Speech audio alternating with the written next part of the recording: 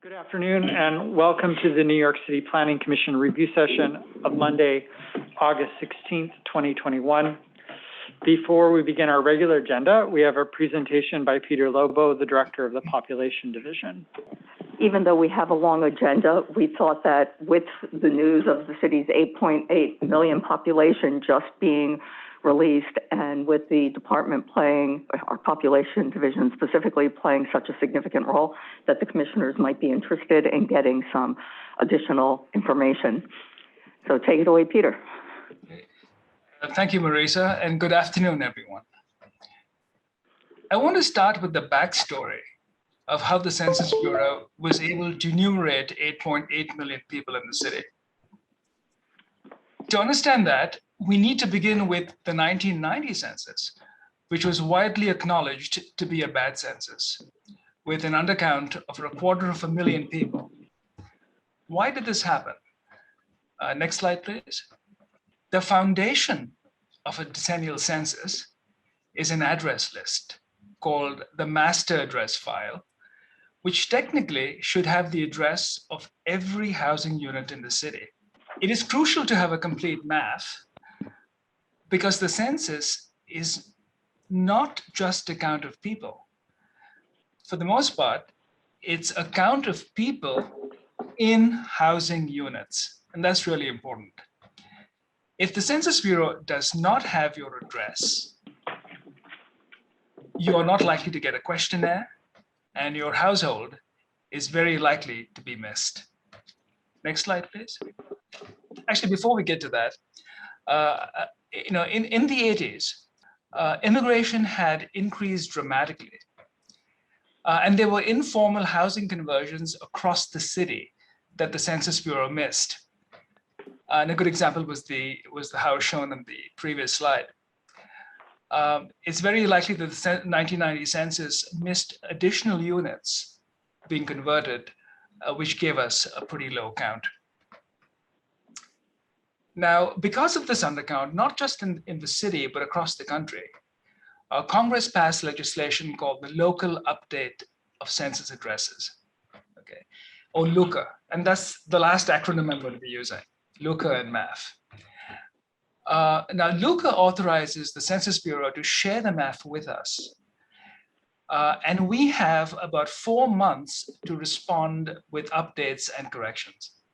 And to be able to do that, we actually spent 4 years doing research to be able to respond in 120 days. And these data that are provided to us are confidential data. We can't use these data for enforcement purposes. And basically all the work we do after we submit the updates to the Census Bureau, everything has to be destroyed. Next slide, please. So how does one find hard to find units? We were very fortunate in the 90s because there was just one phone company, 9X. And 9X shared with us their engineering file, which showed the unique number of phone lines going into each structure. And we did a lot of field work, and we were able to say definitively that this engineering file was a good proxy for the units in a structure. So for example, you look at the picture here and you see the small shed behind the house on the left. It would probably not show up as a housing unit, a garage, or whatever it was that was converted. But since everyone needed a phone and needs a phone, the 9X data actually would show there were 3 lines going in, and we were able to tell that the Census Bureau had missed 1 unit. And we've been using different data sets since then. We use Con Ed data, we use our own real estate tax data, we use commercial data sets, but we test everything in the field. We check everything. We don't use data sets blindly. We check everything thoroughly before using them. Next slide, please. We also found, structures on Park Avenue were being undercounted. So strangely enough, in Park Avenue buildings, in the real Shishi buildings, the mail is normally or used to be dropped off with the concierge, who would then hand deliver the mail to each apartment. And the Bureau assumed that this single mail drop meant there was just one unit in this huge structure. And of course, we were able to update these unit counts, thanks to our field work. Next slide, please. So, the top table shows that we submitted 439,000 addresses for the 2000 census. And of course, once the Census Bureau has all these addresses, it's able to find people. And as a result, we crossed the 8 million mark in 2000 for the very first time. In 2010, we added 197,000 addresses. And we expected a population of about 8.3 million, but we ended up with a population of well under 8.2 million. The reason being, next slide, please, there was a lack of supervision in many of the Census Bureau offices. So this map shows the boundaries of this map actually refer to local census offices, each run by a manager. And the map actually depicts the increase in the number of vacant units. And you notice the dark red in Southern Brooklyn, it shows increases in vacant units of 500% or more. I was getting calls from real estate people saying, where are these vacant units? I want to rent them out. This was obviously a result of bad supervision, and the Bureau actually admitted that to us. So we gave them all these housing units, but a good chunk of them were erroneously labeled as vacant, and we did not get the number we thought we were going to get. And by the way, there was a local office in Northwest Queens that had the same issue. And you notice the high number of vacants follow the boundary of the census office very closely. Next slide, please. For our 2020 LULA work, you can see garages being converted into housing units, a number of excess doorbells.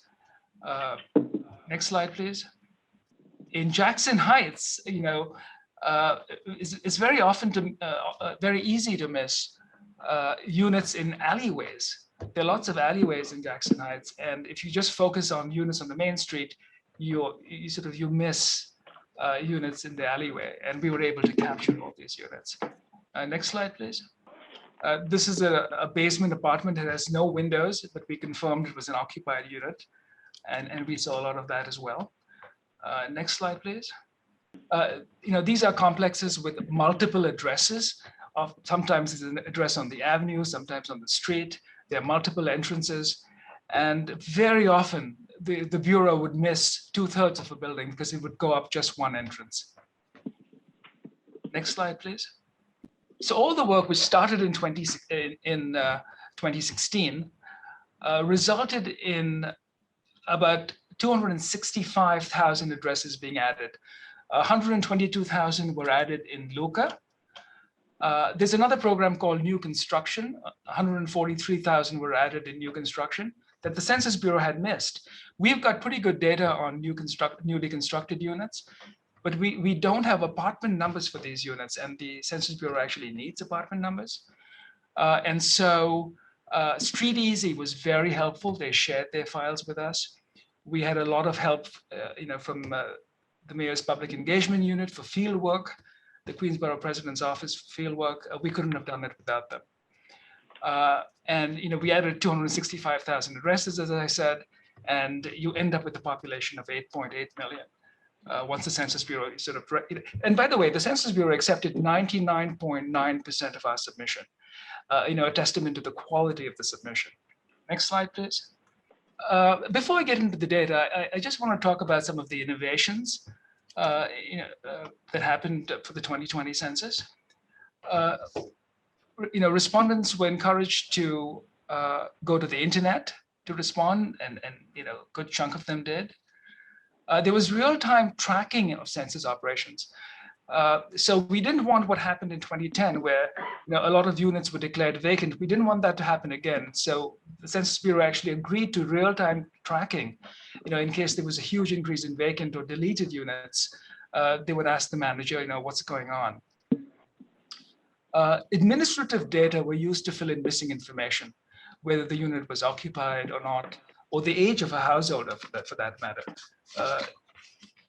The Census Bureau has access to Social Security data, a whole bunch of data, and those admin data were used to fill in missing information.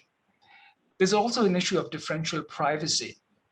The Census Bureau actually adds noise to small area level data to enhance privacy. Now, the data we produce tend to be at the neighborhood level, and they're pretty reliable at the neighborhood level. There was also the issue of the a citizenship question being proposed. ABNY took the lead in commissioning a survey which showed that people were going to be less likely to respond to the census if this question was asked. And DCP worked closely with the law department to support a lawsuit against the proposed question. And we were ultimately successful keeping the question off the census. And yes, the census took place amidst a pandemic, which completely threw off the Census Bureau's schedule. The New York City 2020 office was set up for outreach, and the city funded the office to the tune of $40 million. This level of support had never been offered before to any city outreach effort, and it certainly paid great dividends. The New York City Community Trust set up a census equity fund through which 37 institutional partners pooled resources. And we've been working with the trust and the New York Foundation for the past 3 censuses. Then they really partner with us, and they're extremely helpful. So the slide here on your left, the graph shows the city's population from 1900 on. And you notice from 1900 to 1930, the city's population doubled from 3.4 million to 6.9 million. And during the era of suburbanization in the 50s and 60s, it remained in the 7.9 million range. The 70s were a dark time for the city. Our population dropped to 7.1 million, but we've been increasing ever since. The change from 2010 to 2020, that's a huge increase. On the right, you notice it's a 7.7% increase for the city, over this decade. And it actually is higher than the increase for the US as a whole. And this is a bit unusual. Mature cities like New York do not grow at this pace. And of course, we're growing faster than New York State as well. And now we account for a higher share of the state's population, 43.6%. Next slide, please. This slide shows the top 10 cities in the country. New York is the largest city, more than twice the size of LA, followed by Chicago, Houston, Phoenix, Philadelphia, San Antonio, San Diego, Dallas, and San Jose. If our boroughs were independent cities, Brooklyn and Queens would fall just after Chicago. Manhattan would fall after Houston, and Bronx would rank after Philadelphia. So, the state of California actually has 3 cities in the top 10. The state of Texas has 3 cities in the top 10. And New York City has 4 boroughs in the top 10. It just gives you a sense of the size of our boroughs and the size of our city.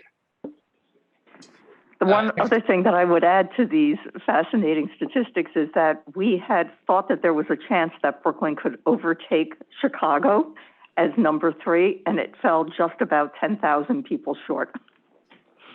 And Brooklyn fell about 2,000 short of passing its 1950 high. But there's always the next census. Next slide, please. So, we've got 8.8 million people. Brooklyn is the largest borough, 2.7 million, 31% of the city's population. Queens is number 2. Queens reached a new population high, 2.4 million. Manhattan, close to 1.7 million. Manhattan reached its high in 1910. when the population was 2.3 million. And most of it was south of 14th Street. So you get a sense of population densities in Manhattan at the time. The Bronx reached a new population high. It beat its 1970 high by about 1,000. And Staten Island reaches, a new population peak each decade. It's just under 500,000. The graph on the right shows you, population growth for each borough. Of course, Brooklyn stands out with 9% growth, followed by Queens, 7.8%. The other boroughs are below the city average. Next slide, please.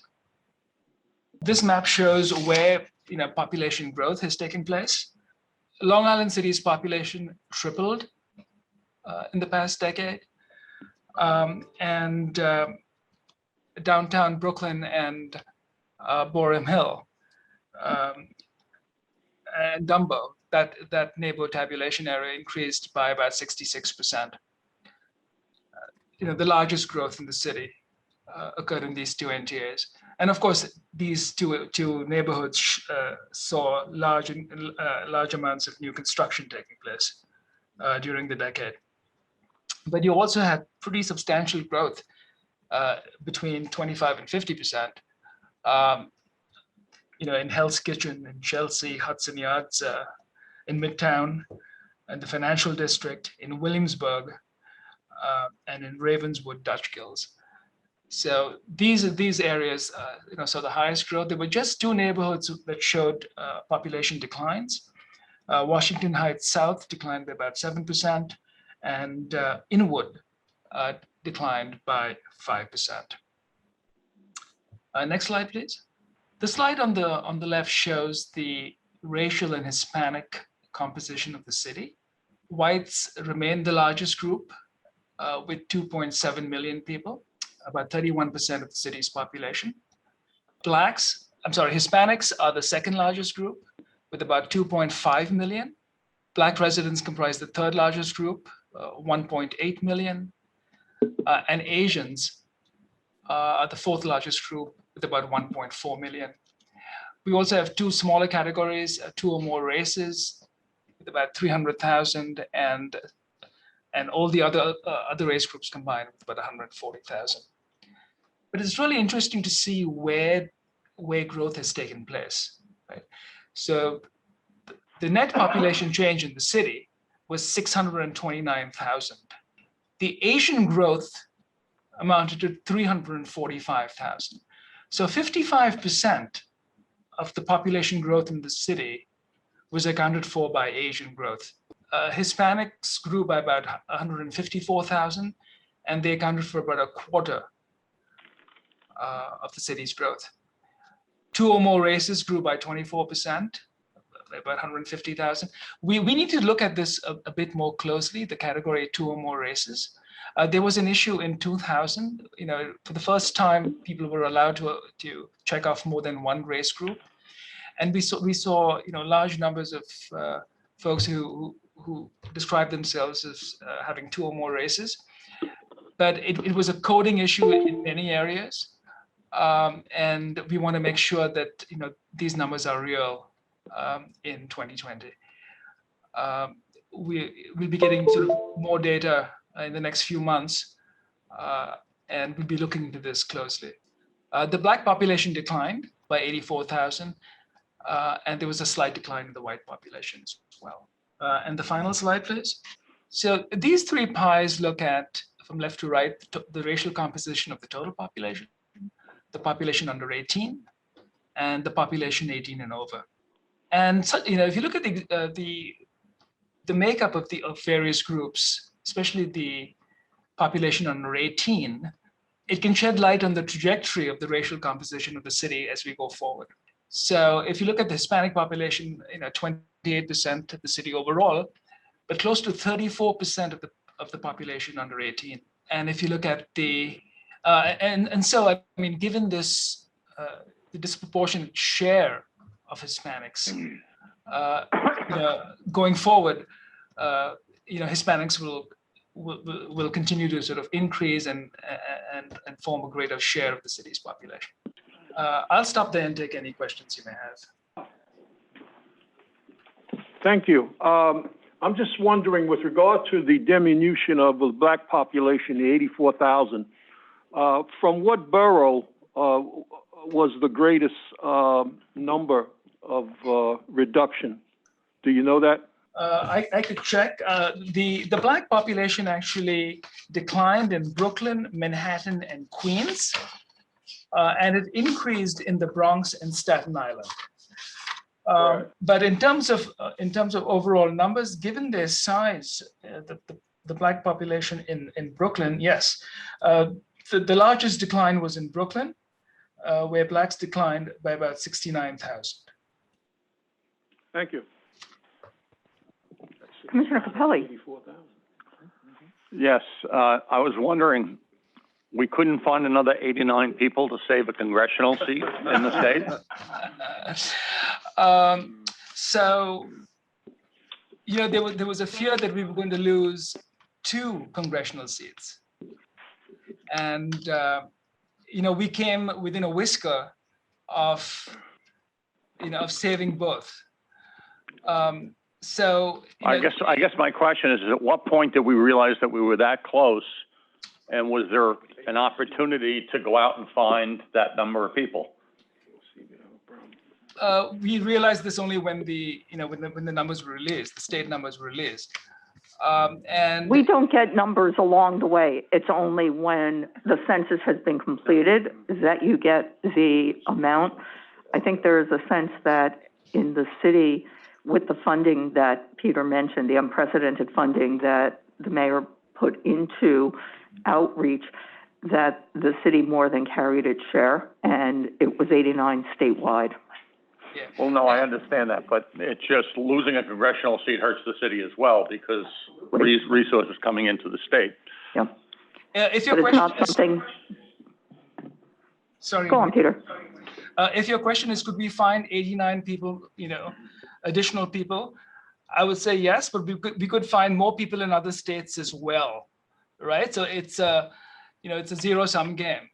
I know it's Yes. not a satisfactory answer. Commissioner Capelli. Thank you, Peter. Just, I guess, 2 questions. One is directly related to the count. Is there, I'll call it an over/under with respect, I know we deem these numbers as being specific, but of course, is there a range of, or a percentage that can represent numbers that we're still missing despite the work that is being done to capture every possible household and resident of a household? Yes, I mean, that's a great question. When you, by the way, you know, we think that the Census Bureau did a pretty good job counting residents. The 8.8 million figure, I think, is remarkable. So it is not an issue of an undercount, but when there is an undercount, it's actually, you know, there's some areas that are double counted. Often white areas have higher populations, you know, show up as having higher populations than they really you know, represent. And you've got minority areas where you have an undercount, so you end up with a net undercount. But specifically, the Census Bureau conducts a survey called a post-enumeration survey, and it'll be done in the coming months. That'll give us a better sense of you know, whether there's an undercount in certain sections of the state. You know, they can't do it by neighborhood, but overall, in 2010, they said the net undercount was close to 0. And that was true in 2000 as well. But again, it's a net undercount. You know, there are some areas that are double counted and others that are undercounted. Right, and I appreciate that. So there's no way that for sort of future adjustment of those numbers. I guess the reason I'm asking, and Commissioner Capelli raised one particular obvious important point about an undercount as low as the number is, could significantly change sort of the redistricting process and the representation in Congress in New York City. and particularly in a community that we both come from, it's sort of probably in the core of that sort of debate at the moment. But at the same time, when we compare either an increase or decrease in population, and that's really what I was originally thinking about, which is, with 7% increase from last year.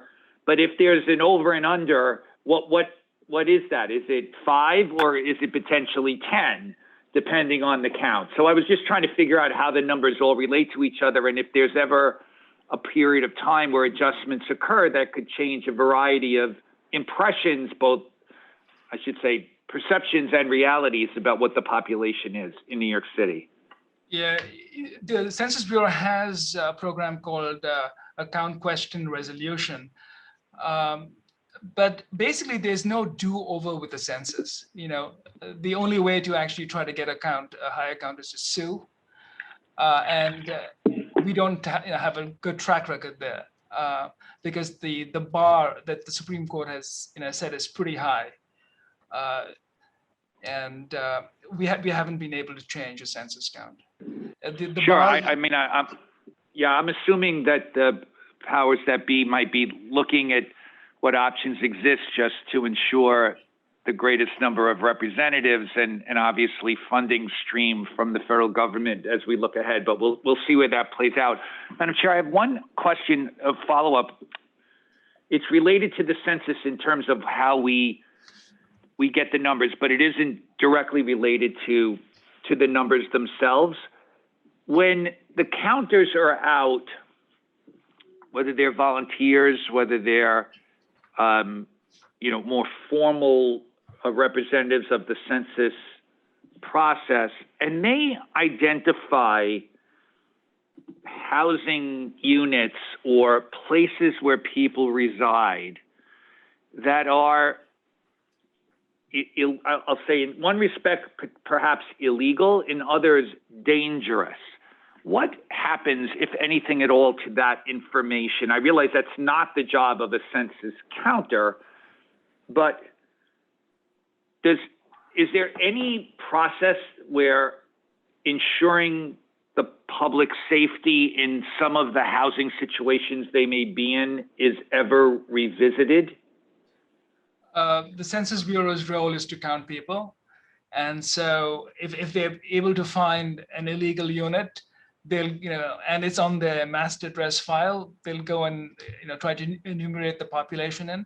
But, outside of that, no. Yeah, I assume that to be true, but I didn't know for sure.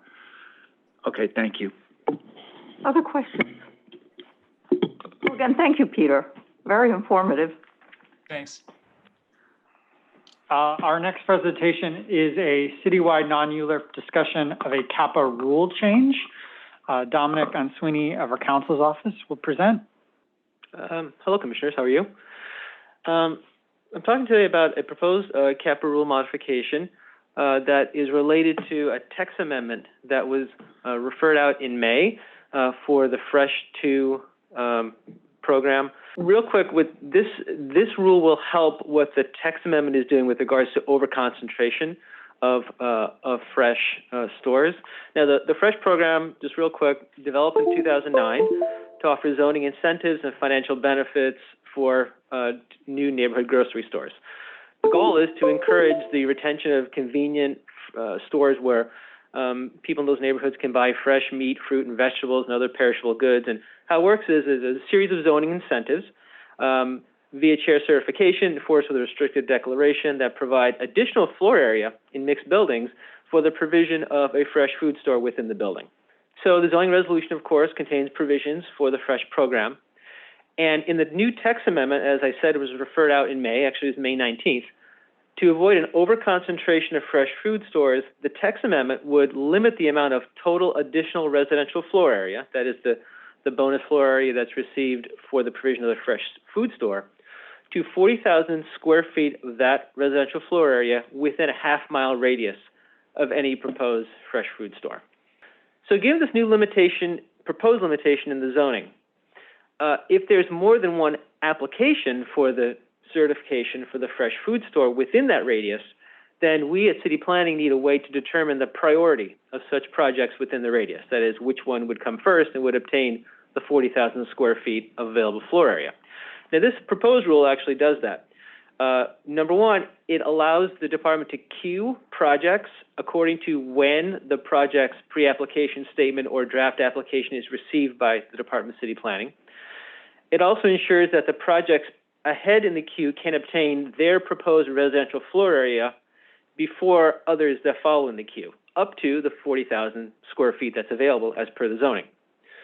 Also, it gives City Planning the ability to put certain projects with unresponsive sponsors on hold, and eventually, if the sponsors remain unresponsive, to remove them from the queue.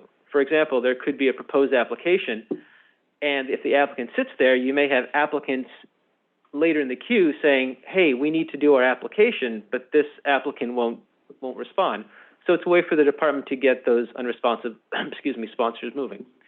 Lastly, it gives the department the ability to return residential floor area within that radius if a previously approved certification lapses as a result of, let's say, the project failing to qualify in accordance with the zoning, or perhaps if the project the certification was obtained, but the project was never actually built. These are unrelated to Fresh, but these are two cleanup modifications that we've noticed that they're completely typos, they're non-substantive, but we thought this would be a good opportunity to correct them in the rules. And they both apply to the fees, the fee portion of the city planning rules.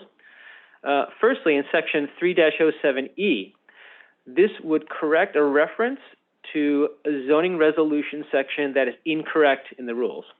In other words, section 107-123 is inadvertently referred to in the rules as 107-121. So we need to correct that. And lastly, also in the fee section of the rules, 3-07G, what we want to do is correct an error to the supplemental fee for a large project schedule. So this schedule, which are additional fees applied to large projects, has three categories of projects based on the project size. And it might be a little hard to see here, but you can see that the second category, projects between 1 million square feet and hopefully nearly 2.5 million square feet, what happened is that there's a 1,000-foot gap. So the second category goes to 2,499,000, rather should have three nines at the end to get it very close to the next category, which is 2.5 million. So all we're doing is just correcting that. And that is all. So just to tell you real quick, which I should have explained at the beginning, this is a department proposed rule, not a City Planning Commission proposed rule. So I wanted to explain to you what we're doing, but your action is not needed for the publication of this proposed rule because it is a department rule. Thank you. So we heard from communities that there was a concern about an over-proliferation and competition among supermarkets, so that's what we were trying to address. And we used it as an opportunity to make two of the most ministerial typo-like changes. Any questions? Commissioner Rumferschlag. I have a question with regards to the statement of unresponsive sponsors. When you mean unresponsive, is there a time frame, like you're going to give them 30 days? Is it going to be clarified so they know? Yeah, how the rule works is that I believe when the application is received, if we don't hear from them after 2 months, then we contact them and we say, you need to respond to us. And then if we don't hear, I think within another month or two, then we can put on hold. Now, what that means is that they would lose their place in the queue. They can come back, not in that same point in the queue, but they would not have to reapply because the application was received, but the position in the queue would be lost. Okay. Vice Chair Knuckles. Well, it sounds like Fresh is working well, if you've got concerns about overconcentration. Right? Yeah. Because it was certainly not that way in 2009. Yes, a high-class problem to have. Yeah. Thanks for that observation, that historic observation. Okay, we will then publish this rule change in the city record. And thank you, Dominic. That photo, every time I see it, makes me hungry. Cheers. Okay, the first item on our agenda is a certification of a zoning map and zoning text amendment, special permit, landfill, and city map amendment, and a referral of authorizations in Brooklyn Community District 1. Amrita Mahesh is our presenter. Good afternoon, Commissioners. Next slide, please. This is an application by River Street Partners, LLC, to facilitate a new 1.16 million square foot mixed-use development with 1,050 apartments, including 263 affordable apartments, commercial space, community facility space, and waterfront public access areas in Williamsburg Community District 1, Brooklyn. Next slide. The applicant is seeking a series of land use actions, a zoning map amendment to rezone the project area from an M31 zoning district to C62 and M14 zoning districts, zoning text amendments to establish the development site as an MIH area, amend the large-scale general development special permits ownership requirements, and allow reconstructed piers and in-water structures that are accessible to the public as part of an LSGD to generate floor area. The applicant is requesting a special permit for an LSGD to modify floor area and bulk regulations and to generate floor area from reconstructed piers and platforms pursuant to the proposed text amendment, and a special permit to reduce the parking requirements for accessory group parking facilities in a transit zone. The applicant is seeking zoning authorizations to modify location, dimension, and design requirements for waterfront public access areas, and to permit the phased construction of the WPAA. A landfill action to add approximately 6,300 square feet of land, and a city map change to eliminate, discontinue, close, and dispose of segments of Metropolitan Avenue and North First Street west of River Street.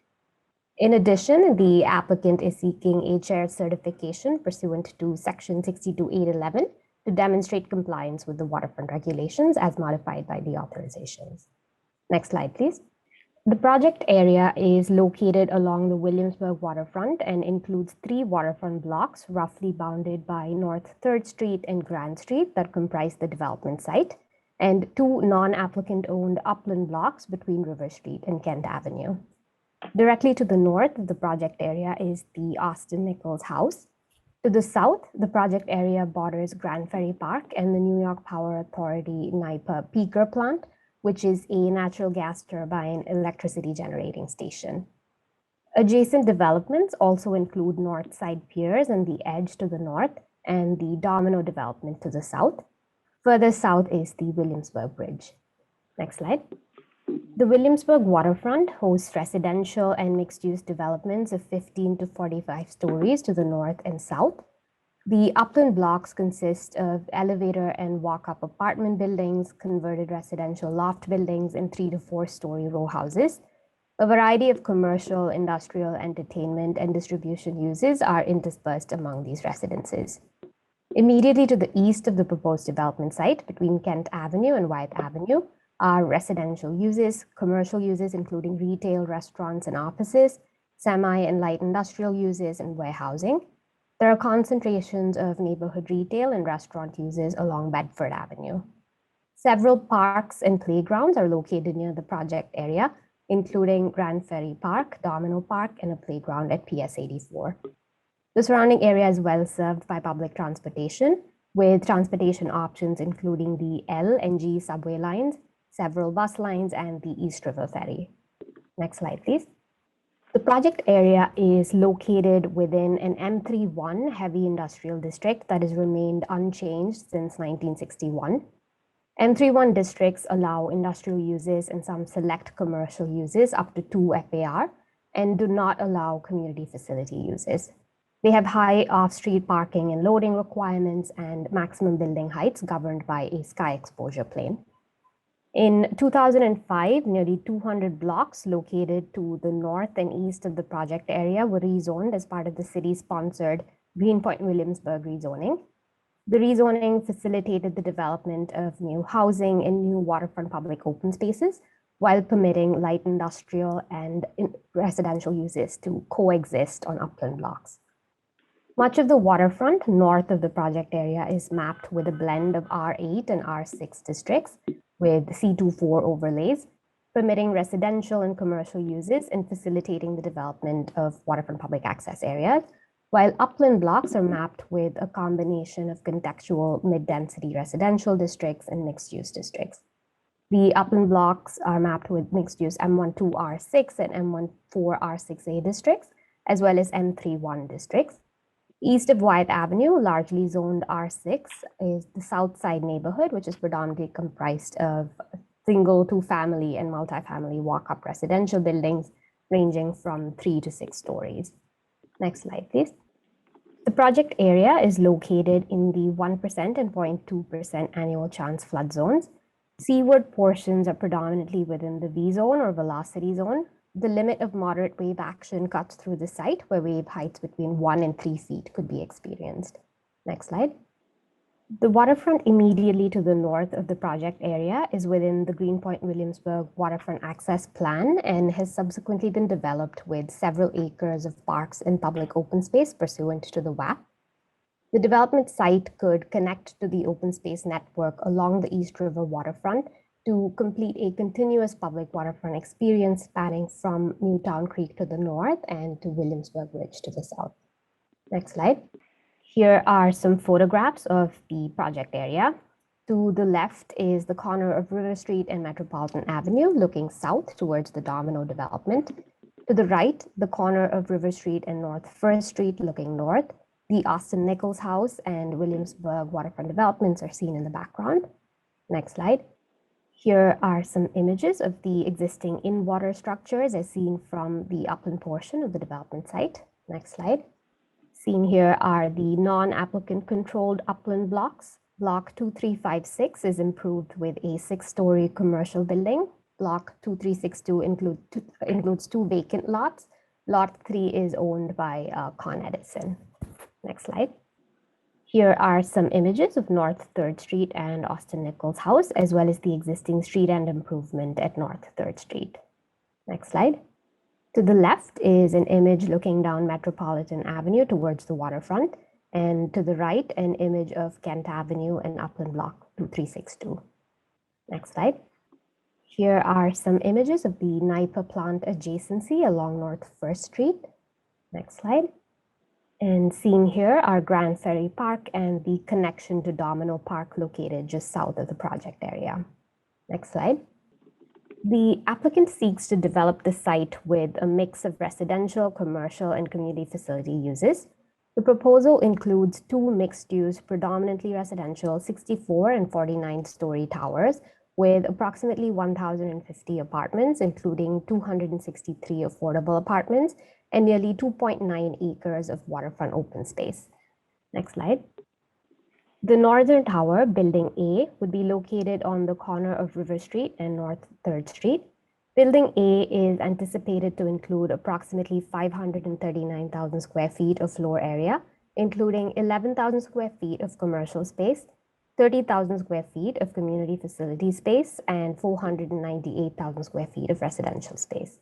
A YMCA is proposed to be the community facility use and would be located on the 2nd and 3rd floors.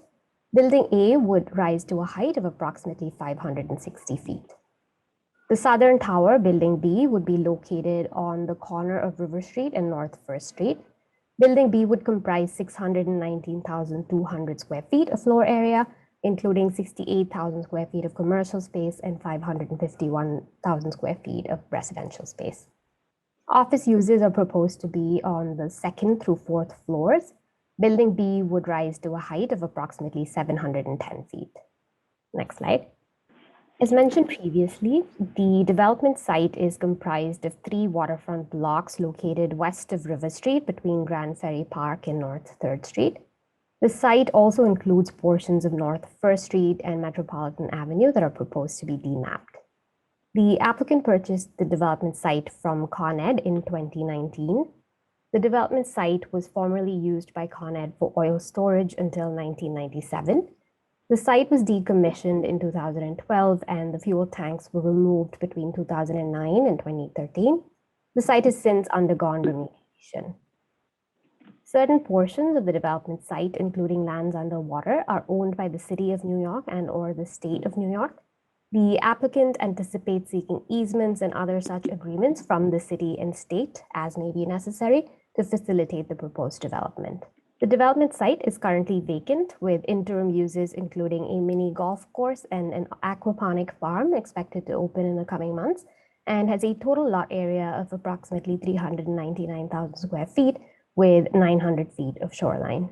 The seaward portion also includes catwalks and cellular caisson structures formerly used by a variety of industrial occupants. There is an existing 60-inch combined sewer overflow outfall, which discharges at the terminus of Metropolitan Avenue. The applicant is proposing to relocate the CSO outfall to facilitate the proposed development and anticipates coordinating with the New York City Department of Environmental Protection on the design and process as necessary. Next slide. The site design is primarily informed by a combination of flood risk mitigation, the re-envisioning of existing in-water infrastructure, and natural habitat restoration, together with active and passive design features for the public's use and enjoyment. The open space proposal necessitates reconstruction of the existing in-water structures, as well as cut and fill and grading strategies to reconfigure and expand the shoreline. Portions of Metropolitan Avenue and North First Street are proposed to be demapped to achieve a seamless open space and facilitate a more pedestrian-oriented design, with vehicular circulation limited to the periphery of the development site. Because a large portion of the existing land is being removed or reconfigured to expand the shoreline inland, the bulk of the development is pushed into two mixed-use towers with reduced footprints closer to River Street. The tower footprints comprise roughly 25% of the lot, with the remainder of the site designed as public open space and in-water recreation areas. Next slide. The proposed development includes a nearly 2.9-acre public open space with 85,000 square feet of waterfront public access areas, or WPAA, and 40,000 square feet of additional public access area, or PAA. As noted previously, the proposal could add to the linear network of open spaces along the East River waterfront at a key juncture between the Greenpoint Williamsburg WAP area to the north and existing and planned open spaces in South Williamsburg. Next slide. The applicant is proposing a waterfront plan with a breakwater system with the goal of protecting the site from future storm events and facilitating in-water activities.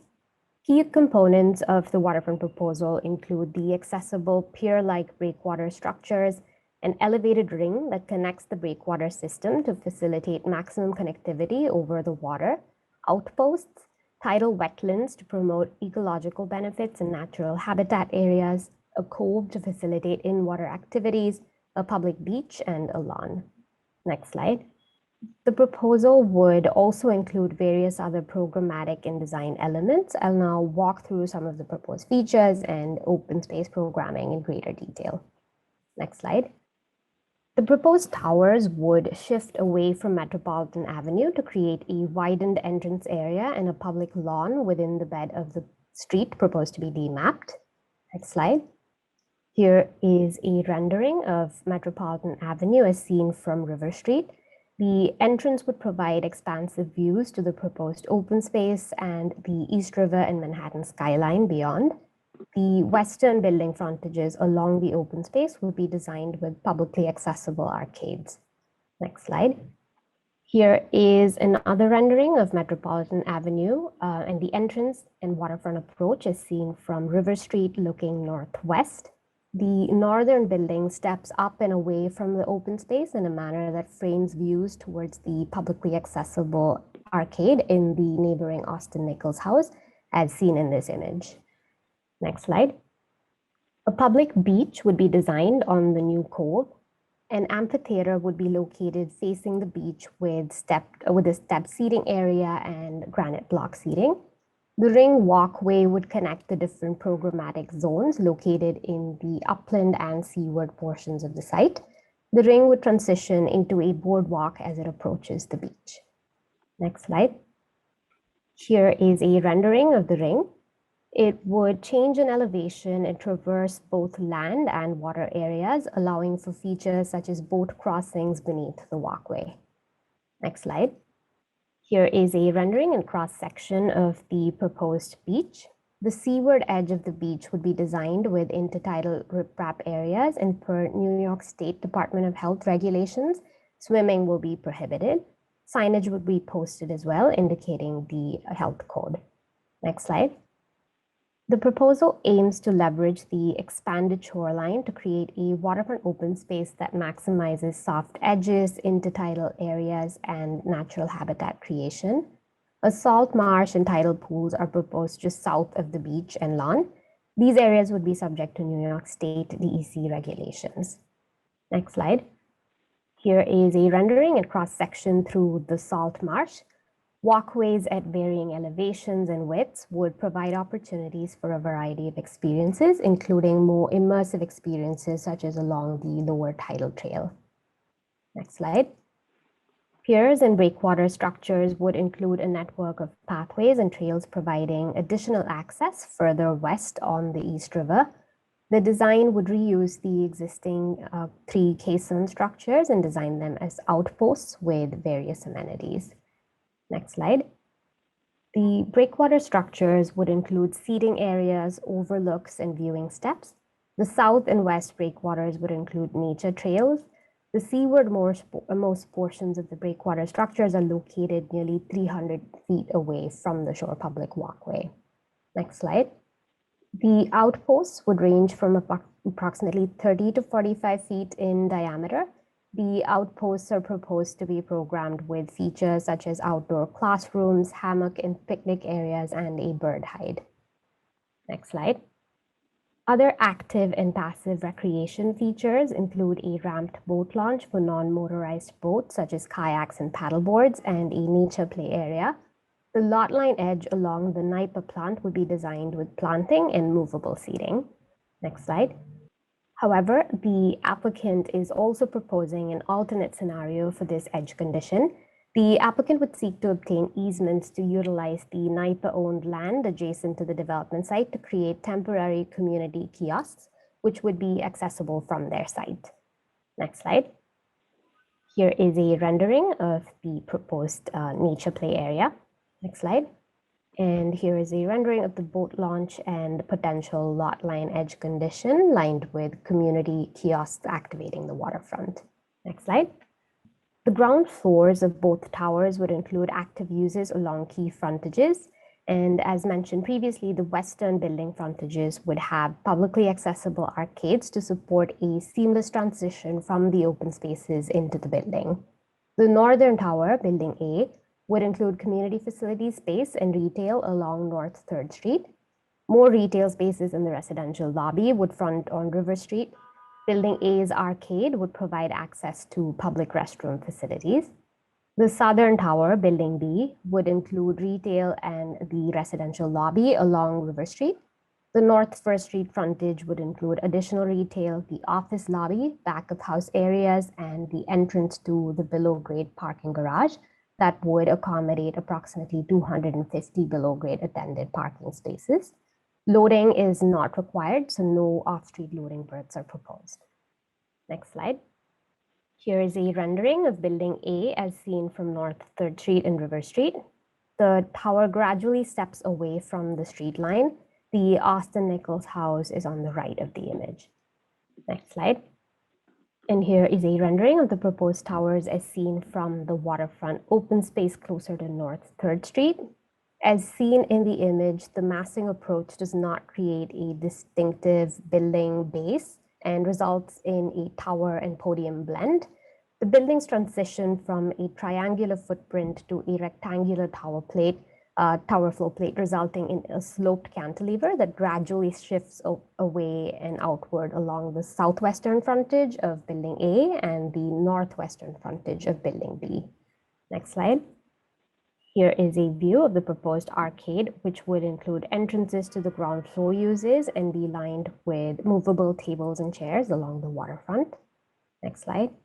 Here is a view of the proposed arcade as well, and column shapes and orientation and angles would vary. Larger columns would be needed at key locations to address structural loads from the cantilever tower portions above. Next slide. Here is another view from within the arcade. The arcades would be double height, except for certain structural elements such as beams, which would be visible. Next slide. The applicant is requesting several land use actions to facilitate the proposed development. I will now walk through each of them in greater detail. Next slide. The applicant is proposing to rezone the project area from an M31 zoning district to C62 and M14 zoning districts. The portions of the project area west of River Street are the development site and are proposed to be mapped with a C62 R8 equivalent high-density mixed-use district, which allows residential uses up to a maximum FAR of 7.2 and commercial and community facility uses up to a maximum of 6.5 FAR. C62 districts, as modified by waterfront zoning regulations, permit a maximum base height of 70 feet and a maximum building height of 210 feet. Parking is required for 40% of the market rate dwelling units, and loading requirements vary by use. The remainder of the project area between River Street and Kent Avenue are non-applicant controlled sites and are proposed to be mapped with an M14 district, which is a light industrial district that allows commercial and industrial uses up to a maximum of 2 FAR, and select community facility uses up to 6.5 FAR. Bulk regulations are governed by a sky exposure plane, which begins at a height of 60 feet or 4 stories. Parking is not required in M14 districts, and loading requirements vary by use. Next slide. The applicant is requesting a zoning text amendment to Appendix F to designate the development site as a mandatory inclusionary housing area with option 1. Under option 1, 25% of the residential floor area would be affordable. The applicant is proposing to develop the site with approximately 1,050 dwelling units, of which 263 units would be affordable. Next slide. The applicant is seeking zoning text amendments that would amend provisions within the LSGD special permit that relate to ownership requirements and how floor area can be calculated for waterfront lots with new publicly accessible in-water structures. The LSGD special permit's ownership provisions generally require all owners of property within an LSGD to be applicants for the special permit. Given that the state and city of New York may have certain property interests within portions of the LSGD, an amendment to ZR 74742 is proposed to allow the applicant to be the sole applicant with respect to the LSGD special permits. The applicant anticipates that they would enter into any agreements and understandings with the state and/or city as necessary to facilitate the proposed development. In addition, the applicant is proposing an amendment to the LSGD special permit that would allow new publicly accessible in-water structures, such as piers and platforms, as part of an LSGD to generate floor area, provided that the amount of floor area generated would not exceed the amount that could be generated from existing piers and platforms. Because the applicant is modifying their shoreline with the cut and fill strategy, this would allow the applicant to recoup allowable floor area that would otherwise be lost to the new location of the shoreline or bulkhead. The proposed approach is similar to a provision in the Greenpoint Williamsburg WAP regarding new piers and floor area calculations. In addition, the proposed amendment would allow for certain requirements typically applicable to piers and platforms to be waived. The text amendment would also include findings related to new piers and platforms to ensure that such structures are an integral part of the proposed LSGD, resulting in a superior site plan and appropriate relationship with surrounding waterfront areas and providing significant public access to and within the seaward portion of the LSGD. Next slide. The applicant is seeking an LSGD special permit that would allow the transfer of floor area per the proposed amendment and modify floor area distribution requirements. The special permit approvals would also establish an envelope for the proposed buildings and grant specific modifications to height and setback regulations. Next slide. Waterfront zoning allows certain existing in-water structures to be considered lot area for the purposes of determining allowable floor area. An existing pier or platform is generally defined as a pier or platform where at least 75% of its surface is visible in the April 1988 Lockwood, Kessler, and Bartlett aerial photographs of New York City. The project site includes existing structures that meet this definition and encompass approximately 19,580 square feet of seaward lot area. Per the current zoning, reconstruction or relocation of these structures would result in the loss of such lot area for floor area computation purposes. Next slide. The applicant is seeking to allow approximately 8,200 square feet of new platform seaward of the bulkhead line to be part of the upland lot area of the waterfront zoning lot. This amount is equivalent to the amount of upland lot area seaward of the existing shoreline that would be removed. The applicant is proposing to develop approximately 28,450 square feet of new publicly accessible in-water structures within the seaward lot. However, the total amount of lot area they could generate would be capped at 19,580 square feet of seaward lot area per the proposed text amendment, and would generate approximately 140,000 square feet of floor area. The demapped streets would generate approximately 190,700 square feet that are proposed not to be utilized by the developer to facilitate the proposed development. There are ongoing discussions between the city and the applicant regarding the disposition and conveying of demapped streets and the associated development rights. In addition, waterfront zoning requires a minimum floor area coverage of at least 30% of the waterfront lot area at a height of 20 feet for buildings exceeding the maximum base height of 70 feet. The applicant is seeking to allow 25% of the floor area to be located at a height of 20 feet to accommodate the reduced building footprints that aim to maximize public open space. Next slide. The bulk envelope that would be established as part of the special permit approvals would allow the proposed buildings to rise to a height of 49 and 64 stories and maintain reduced building footprints. In order to accommodate the massing approach, a stepped envelope is proposed that rises at an increment consistent with the proposed building form, with some built-in flexibility to accommodate any minor changes to the structure or dimensions. Next slide. Bulk regulations for C62 zoning districts in waterfront areas limits building height to a maximum base height of 70 feet and a maximum building height of 210 feet and 250 feet inclusive of a penthouse. The applicant is proposing to modify the maximum base height of 70 feet within the initial setback distance and allow maximum building heights of up to 560 feet for building A and 710 feet for building B. An additional 40 feet for mechanical bulkheads would also be permitted. Next slide. Above a maximum base height of 70 feet, buildings are required to set back 15 feet along narrow streets, 10 feet along wide streets, and 30 feet along the shore public walkway. The applicant proposes buildings that rise to a maximum height of between 560 and 710 feet. The applicant's proposed buildings do not have distinctive building bases. The proposed towers gradually set back as they rise, starting at the ground floor level. The applicant is seeking waivers to allow setbacks that range from a minimum of 3 feet 10 inches along River Street, 4 feet 10 inches along North 3rd Street, and 2 feet 7 inches along North 1st Street. A waiver is also requested for building B's cantilever, which would project within the 30-foot initial setback distance from the shore public walkway.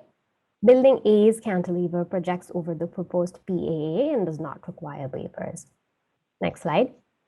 Waterfront zoning requires that floor plates above the maximum base height be limited to 8,100 square feet on zoning lots greater than 1.5 acres. Floor plates above the base height are proposed to be between 9,900 square feet and 15,000 square feet to accommodate the graduated building form. Waterfront zoning requires that the width of walls facing the shoreline above the base height on waterfront blocks be less than 100 feet. The proposed buildings have walls facing the shoreline between 28 and 199 feet. However, the walls are broken up by the graduated building form and the triangular footprint configuration. Next slide. The special permit approvals would include design controls for ground floors of buildings, specifically the arcade. Maximum column dimensions and openness percentages would be applicable and would vary by frontage to accommodate the structural needs of the twisting and sloped building form. A minimum depth of 15 feet would be established for the northern arcade. Ground floor frontages, including the interior arcade wall, would be subject to glazing requirements with 70% transparency. Next slide. The applicant is seeking a special permit to modify required accessory parking. C62 zoning districts require that accessory parking spaces are provided for 40% of the number of market rate dwelling units, and that no parking is required for affordable dwelling units in a transit zone. The special permit allows a reduction of the parking spaces up to 20% of the market rate dwelling units, provided that the Commission makes findings related to the facilitation of affordable housing and to the effect of such distribution on the site plan and local traffic. The applicant proposes to provide approximately 250 spaces, which amounts to 20% of the market rate dwelling units, in a below-grade garage beneath the proposed towers. Next slide. The proposed open space with the publicly accessible in-water structures would be subject to findings in the large-scale general development special permit per the proposed text amendment. The open space would also be governed by waterfront public access area regulations. The applicant is seeking a joint permit application from New York State DEC and the Army Corps as well to facilitate the development of the public open space. As proposed, portions of the open space would be the required WPAA, and the remaining portions would be designated as PAA or public access area for a total of 2.9 acres of open space. Approximately 85,000 square feet would be required PAA, and the applicant is proposing an additional 40,800 square feet as PAA. Next slide. Pursuant to the WPAA requirements, the applicant is proposing to establish a 43,000 square foot, 900 foot long shore public walkway running along the upland portions of the mean high water line and elevated above the proposed salt marsh and tidal pools. Approximately 8,600 square feet of supplemental public access areas would also be located immediately adjacent to the shore public walkway. In-water structures, including breakwaters, piers, and platforms, would primarily be part of the WPAA. The remainder of the amenities, lawn areas, and amphitheater would be designated as PAA. Next slide. The applicant is requesting modification of requirements related to the location, area, and minimum dimensions of waterfront public access areas. Waterfront zoning requires that shore public walkways be 40 feet in width and waterfront yards be 40 feet in depth. The proposed shore public walkway and waterfront yard are reduced to 29 feet 10 inches to accommodate the tidal wetland area and to 34 feet 5 inches near the connection to Grand Ferry Park due to the shallowness of the site at this location. The shore public walkway would also be less than 40 feet from shoreline to shoreline at the northwestern cove area. Waterfront zoning requires that supplemental public access areas have a width to depth ratio of between 1:1 and 3:1. However, the proposal contains one supplemental public access area with a width to depth ratio of 4:1. A minimum depth perpendicular to the shore public walkway of 25 feet is required, and a minimum depth of 10 feet is required if provided as a widened shore public walkway. The proposal contains two supplemental public access areas with a depth perpendicular to the shore public walkway between 2 feet 10 inches and 10 feet to accommodate site-specific conditions. Next slide. The applicant is also seeking several waivers to modify design requirements for WPAAs to facilitate the proposed open space vision, site-specific programming, and to respond to New York State DEC regulations applicable to certain areas of the site. Waterfront zoning requires that the grade level of planting is within 3 feet of the pedestrian circulation path. However, the applicant proposal includes areas that range from 2 inches to 72 inches higher or lower than the adjoining circulation path due to site grading and resiliency considerations. The circulation path must be located within 10 feet of the shoreline for at least 20% of the length of such shoreline.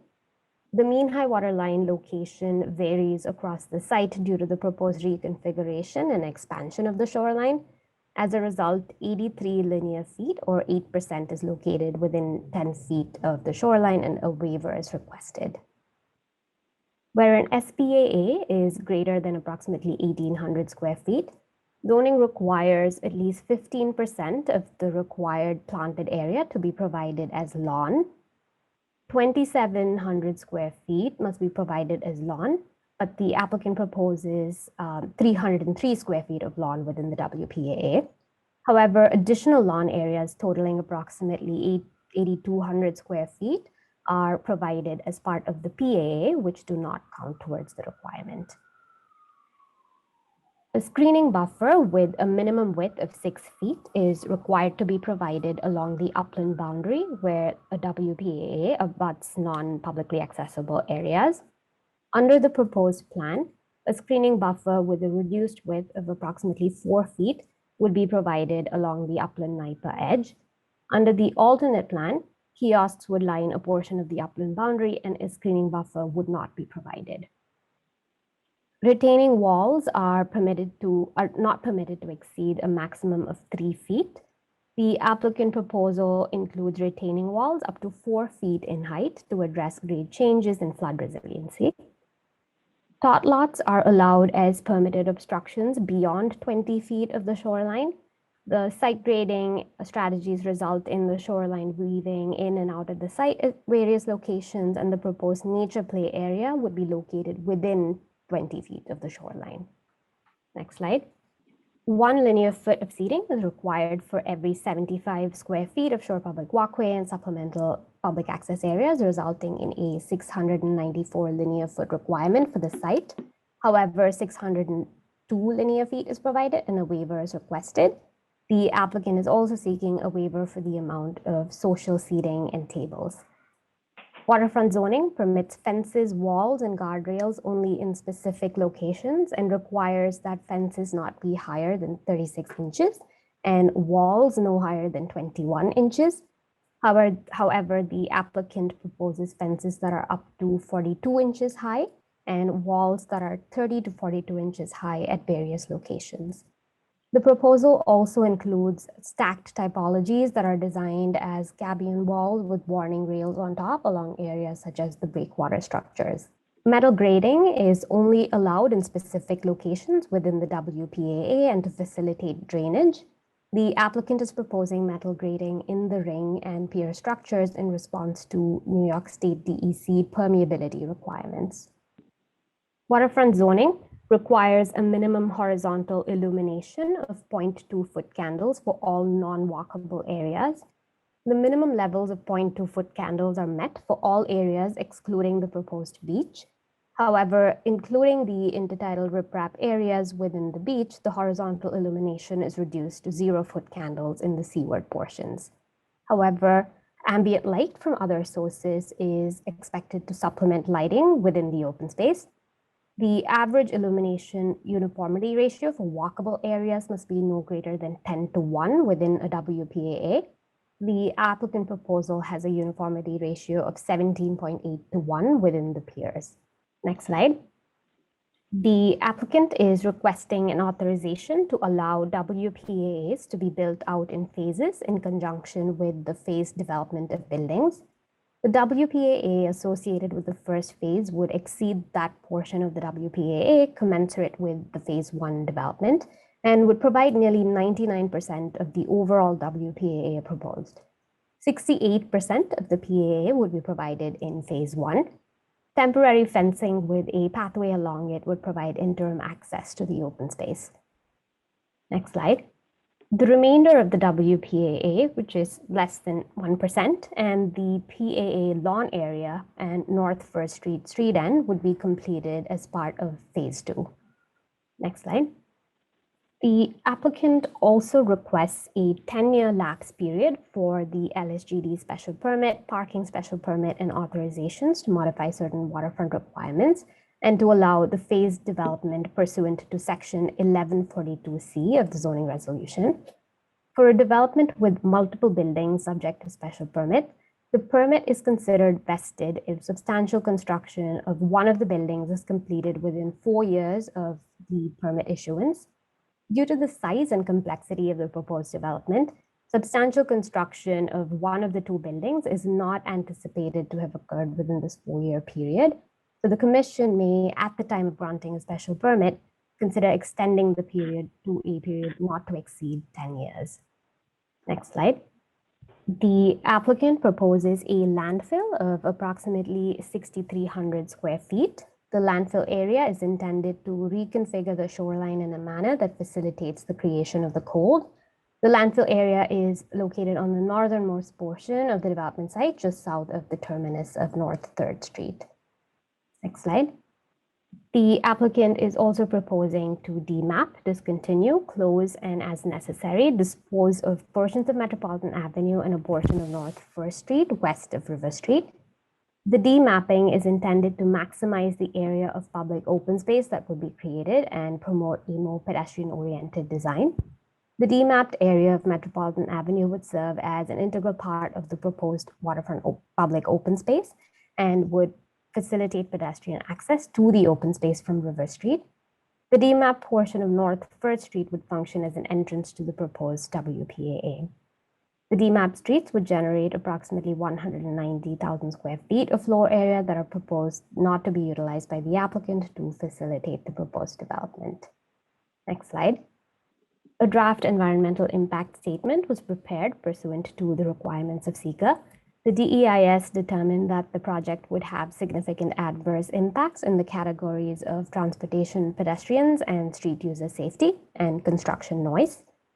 Waterfront Revitalization Program Consistency Review was completed as well, and the project was determined to be consistent with the WRP policies.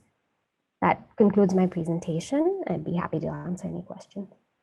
Thank you, Amrita. I dare say that this is among the most complex private applications that we've seen, and I thank the Brooklyn office, including the urban design team, for the work that they've done in shaping this significant development on a waterfront lot. Questions from the Commission? Commissioner Ramprasad. I know it's still early in the process. I'm just curious about, with regards to, for example, the 60-inch combined sewer, has DEP related to them that it's even possible to do that? What's the feasibility on that? Because I see now that they want to demap the street. Sure. The applicant has had initial conversations with DEP, but we can have them respond to more specifics and details based on their discussion with DEP. Okay. The other question I had really was, I know that it was 2009 to 2013, right? They had done a cleanup to remove the fuel tanks. Has there been further testing done at the site since then? Our understanding is that the site was remediated before it was disposed of to the applicant. But again, this is something we can relay to the applicant and find out more information. And the last question was, have they been in contact recently with the Army Corps of Engineers and the Department of Environmental Conservation? That's I was just curious about the application status. Mm-hmm. So they have submitted a joint permit application, which is being reviewed by the Army Corps and DEC currently. Thank you. Mm-hmm. Vice Chair Knuckles. Thank you. I noticed in the DEIS, as you've just mentioned, the only significant adverse impacts are transportation and construction noise. But, you know, when you look at the number of units that have come online in this area over the last decade, I'm just curious, there's been no impact on the public school system or any other public facilities? That's right. So all of these topics were examined as part of the DEIS, but impacts were not identified for these categories. It was only transportation and construction. And when this comes back, we can elaborate on that facet of it for you. Absolutely. Commissioner Cerullo. Thank you. And I realize this is so early in the process, and I want to acknowledge the incredible presentation you gave. Yeah. Very detailed, but very easy to follow. it would be interesting to learn more about sort of the really sort of unique and what will be very special sort of public realm improvements that are being developed with this project, particularly on the waterfront and both the passive and active recreation areas, and how those assets will be maintained. The beach, the kayaking, the other very, very unique and special additions to this development plan.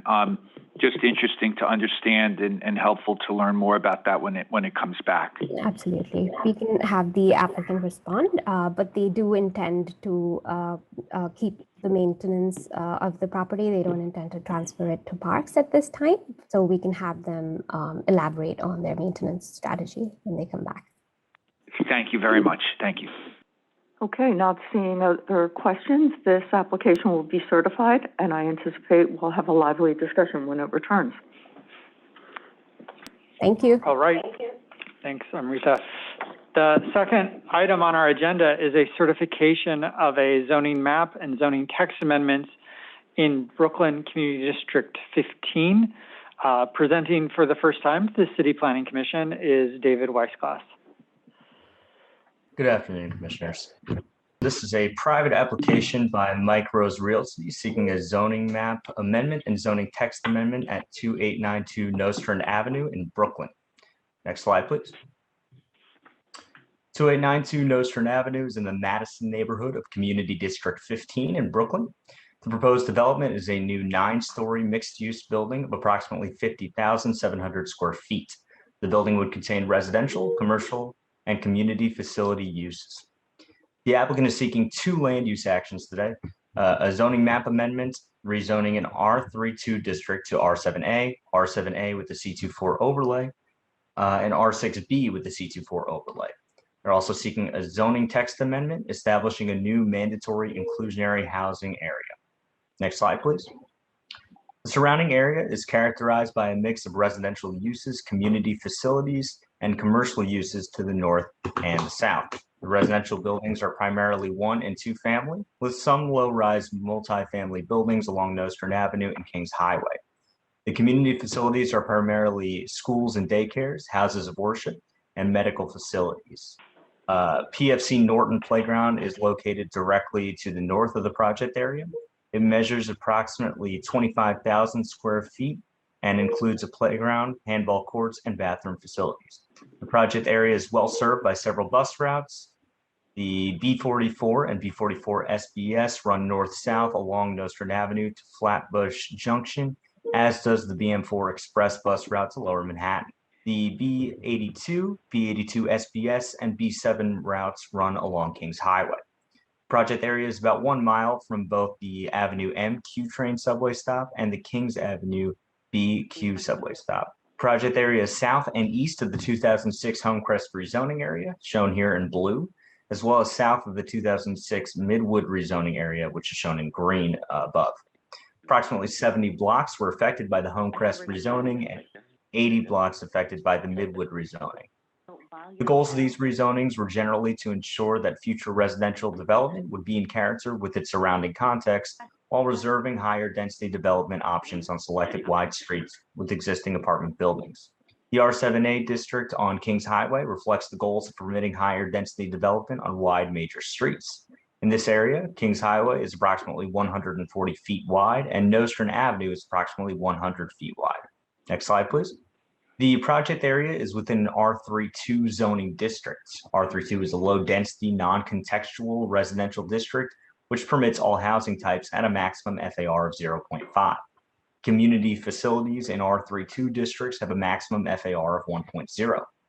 R7A districts are also mapped to the north of the project area. R7A districts, mapped along Kings Highway, allow all housing types with a maximum FAR of 4.0 or 4.6 for inclusionary housing buildings. Community facilities are permitted with a maximum FAR of 4.0. Next slide, please. Here you can see some photos of the proposed development site. The development site is currently occupied by a 1-story plumbing supply business. The Board of Standards and Appeals granted a variance to the development site in 1951, permitting the use of woodworking equipment and allowing accessory lumber storage. The variance was extended in 1961, 1971, and 1982 before expiring in 1986. Next slide, please. Here you can see the proposed project area. The lots north of the development site, seen in the top right image, are improved with two-story buildings with residential, commercial, and community facility uses. The lots to the south of the development site are improved with a four-story, 15-unit residential building with an FAR of 2.6 and a seven-story residential building with 69 dwelling units and an FAR of 2.8, which can be best seen in the image to the left and the bottom right. The four-story building directly to the south of the development site was built with the benefit of a variance granted by the Board of Standards and Appeals in 2007. And this building would be made compliant under the proposed R7A zoning. Next slide, please. The proposed development is a 9-story building of approximately 50,700 square feet, including approximately 43,300 square feet of residential uses, 3,800 square feet of commercial use, and 3,600 square feet of community facility uses. At 93 feet high, the proposed development would provide 59 dwelling units, approximately 14 of which would be made permanently affordable, 24 vehicular parking spaces and 22 bicycle parking spaces would be available in the cellar. And a rear yard open recreation area would be provided to residents. Next slide, please. The applicant is proposing a zoning map amendment to an R32 district to R7A, R7A with the C24 overlay, and R6B with the C24 overlay as demonstrated on this slide. Next slide, please. Here you can see the proposed rezoning areas on the map amendment. As you can see, lots 65 through 69 towards the top of the slide, and a portion of lot 240 would be rezoned to R6B with the C24 overlay. Lot 70 through 73 and a portion of 240 would be rezoned to R7A with the C24 overlay. And lots 1001 to 1048, as well as lot 82, would be rezoned to R7A. R7A districts have a maximum residential FAR of 4.6 and a maximum community facility FAR of 4.0. R6B districts permit all housing types with a maximum FAR of 2.2 for inclusionary housing buildings. Mapped with an underlying R6 or R7 district, the C24 overlay has a maximum commercial FAR of 2.0. One parking space is required per 1,000 square feet of floor area. This is, next slide, please. The zoning text amendment would establish a new mandatory inclusionary housing area mapped with options 1 and 2. Next slide, please. On this slide, you can see the amount of inclusionary housing areas and mandatory inclusionary housing areas mapped in the vicinity. The project site is more than 1 mile from the nearest inclusionary housing area that's mapped. Next slide, please. This is a summary of the proposed developments that you can see here. This concludes my presentation. I'd be happy to answer any questions that you might have. Thank you. Questions from the commission? Commissioner Ramprasad. Just a quick question with regards to the 24 parking spaces down in the cellar. Is that valet or is that the residents can just park on their own? I would have to get some more information from the applicant on the details of the parking. I think at this point they're still figuring out some of those details. Okay. Commissioner Marin. Thank you. So I have two questions. One is if you can put up the zoning map again where you are proposing the changes would be very helpful. The first question that I have is, we have an existing zoning with a couple of 2-story homes that you indicate have both commercial and community facility, and I'm going to call that to the north.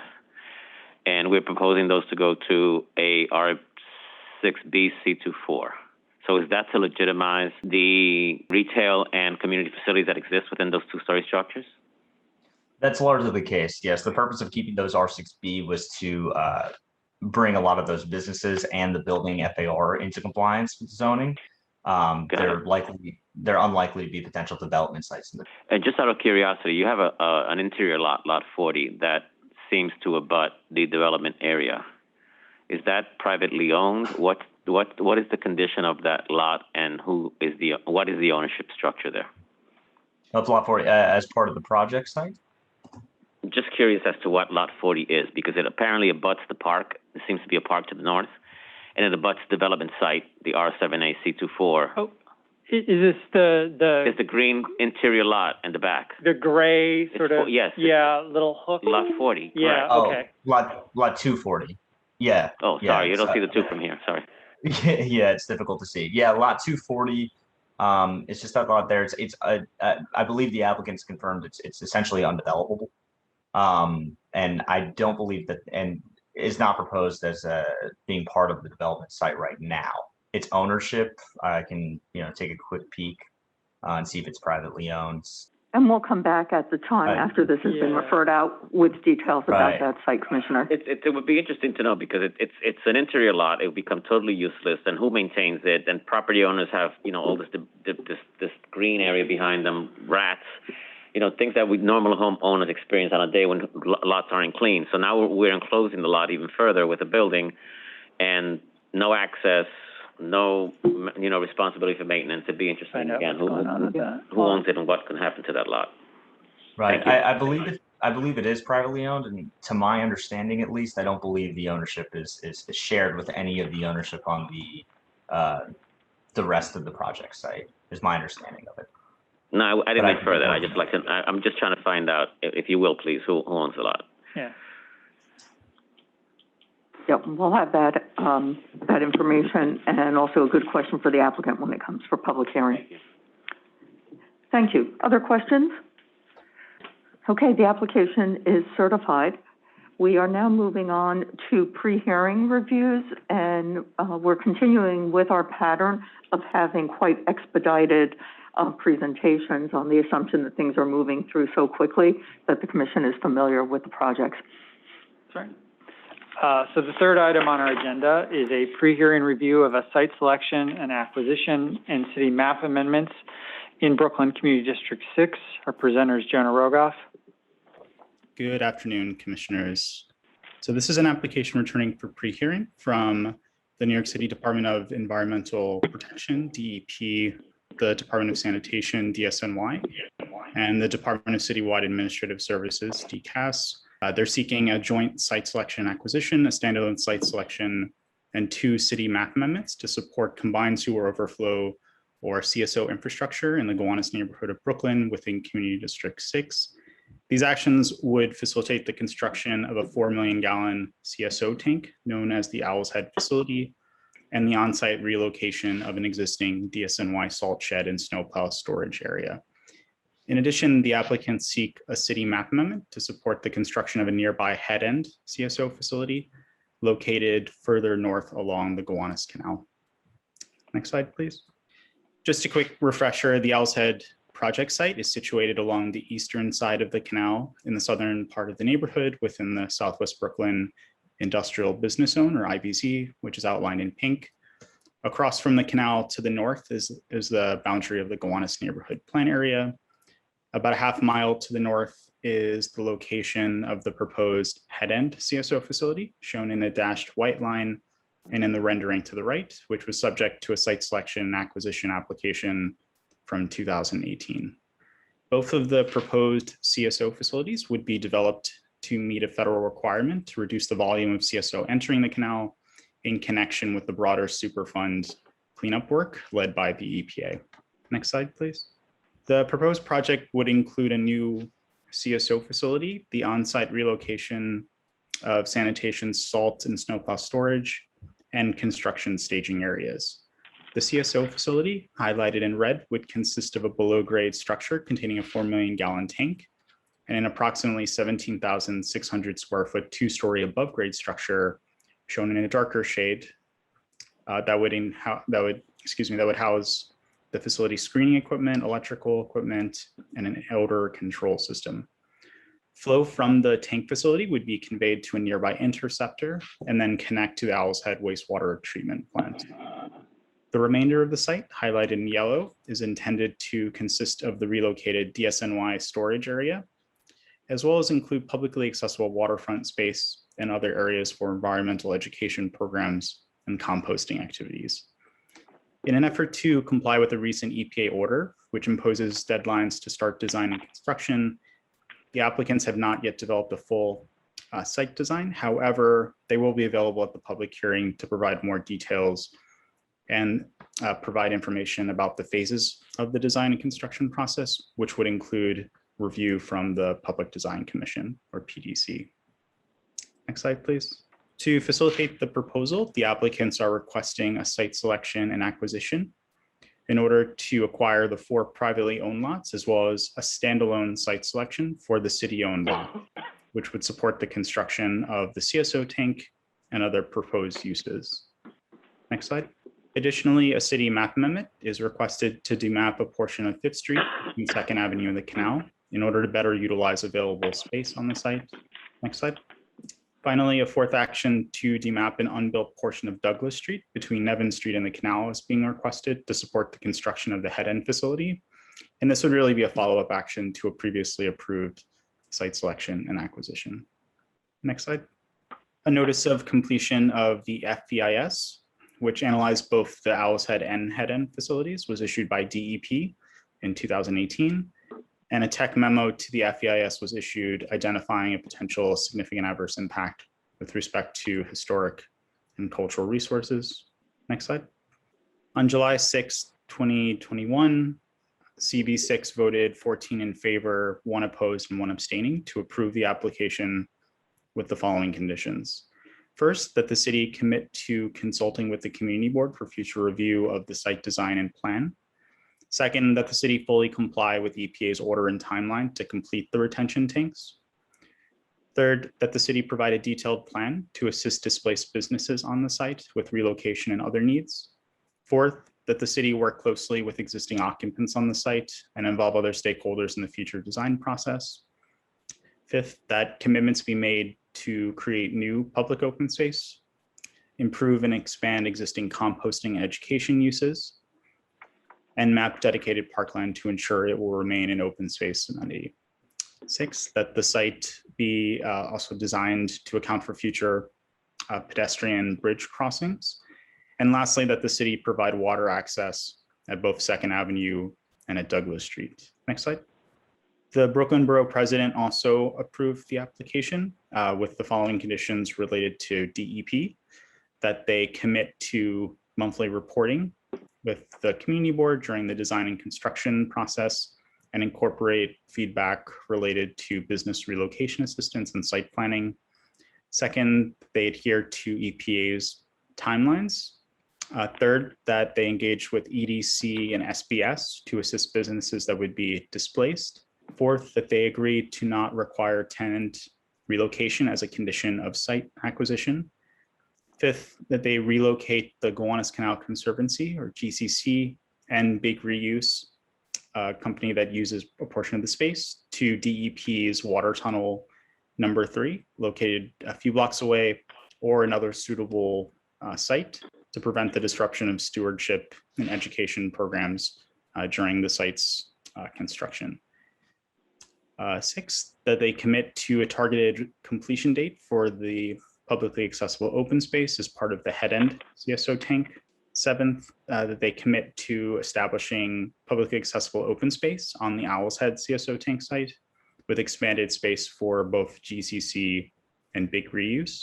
Eighth, that they consult with the Parks Department and EPA to determine the feasibility of using the head-end CSO facilities roof as an interim location for playground activities during the future remediation of Thomas Green Playground. And ninth, that they commit to incorporate in-water access, mid-canal bridge crossing, and emergency egress in the design of the head-end and Owl's Head CSO facilities.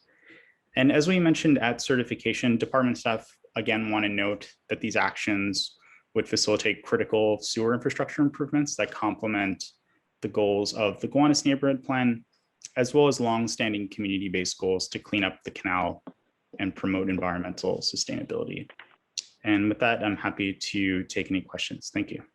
Questions from the commission? Okay, then we will see this at the public hearing on Wednesday. Thank you.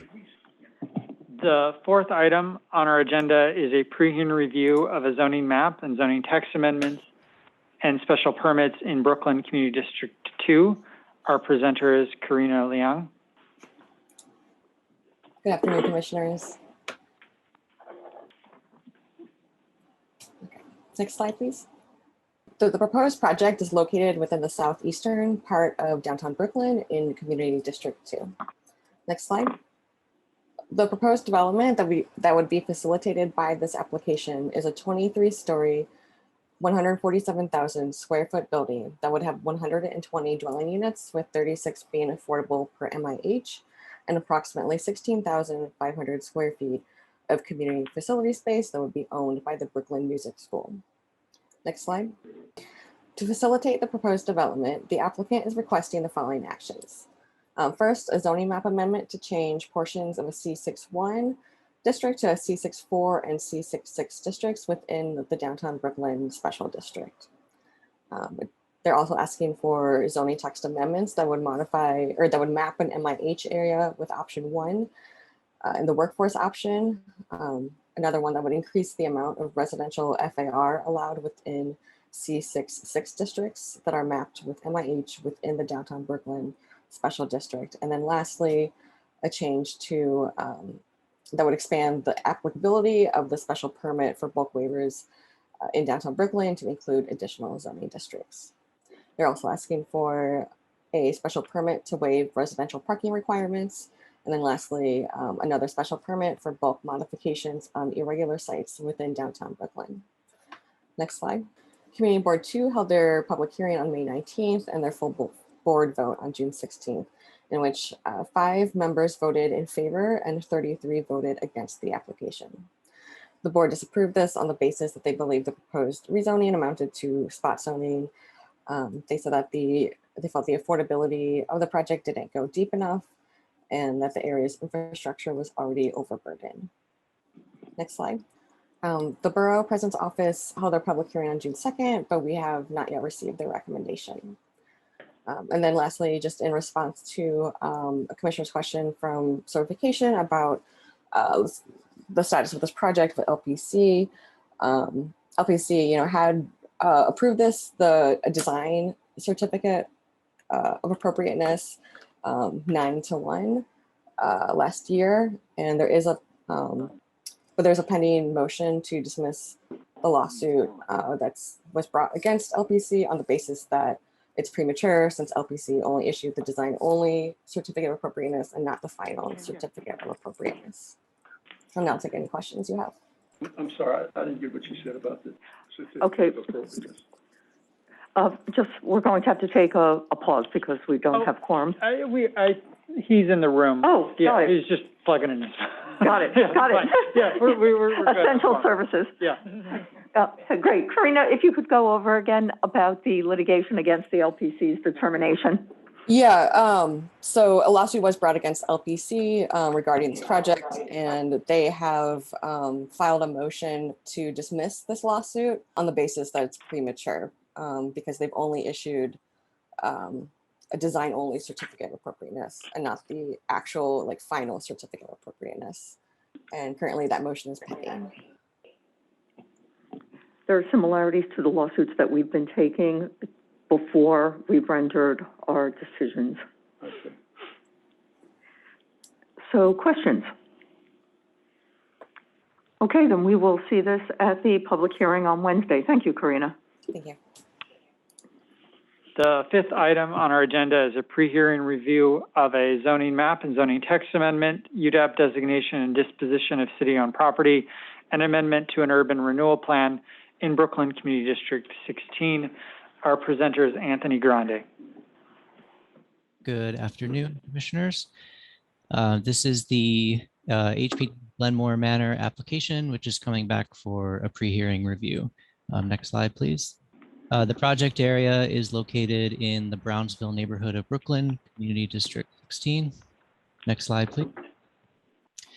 The actions would facilitate 232 affordable units and approximately 19,000 square feet of community facility and commercial space, and would be located in an 11-story mixed-use building to be built on a city-owned vacant lot. In the RFP and the planning process for this site, the community asked that this site be designated as an innovation and entrepreneurship hub. So as part of the vision for this project, the developer is planning to work with several local organizations, including the Central Brooklyn Economic Development Corporation, to manage the community facility space, to provide assistance to local businesses and entrepreneurs. And these organizations would have a synergistic relationship with the commercial spaces to be located on the ground floor. Next slide, please. So to facilitate the development, the applicant, New York City Department of Housing, Preservation and Development, HPD, is proposing the 4 actions listed here on the slide. First, a zoning map amendment. It would change the R6 district to an R7D and an R7A district with a C24 overlay. The zoning text amendment would map an MIH area. Then the UDAP with disposition being the 3rd action. And finally, the urban renewal plan amendment, which would change the land use designation of the development site to allow for the proposed mixed use building. Next slide, please. On May 25th, 2021, Brooklyn Community Board 16 held a public hearing and voted to disapprove the application. 8 members voted in favor, 10 voted in opposition to the application, and 10 were abstaining. In the consideration that was submitted by the board, they mentioned concerns about the number of units in the proposal, the lack of residential parking, and that the area was congested with multiple dwellings. Next slide, please. On August 11th, 2021, the Brooklyn Borough President recommendation to approve with conditions. The first condition is related directly to the zoning. The condition is to remove the privately owned sites that are not proposed for development from the rezoning area. Then we see a list of recommendations for HPD to include in the agreement with the developers.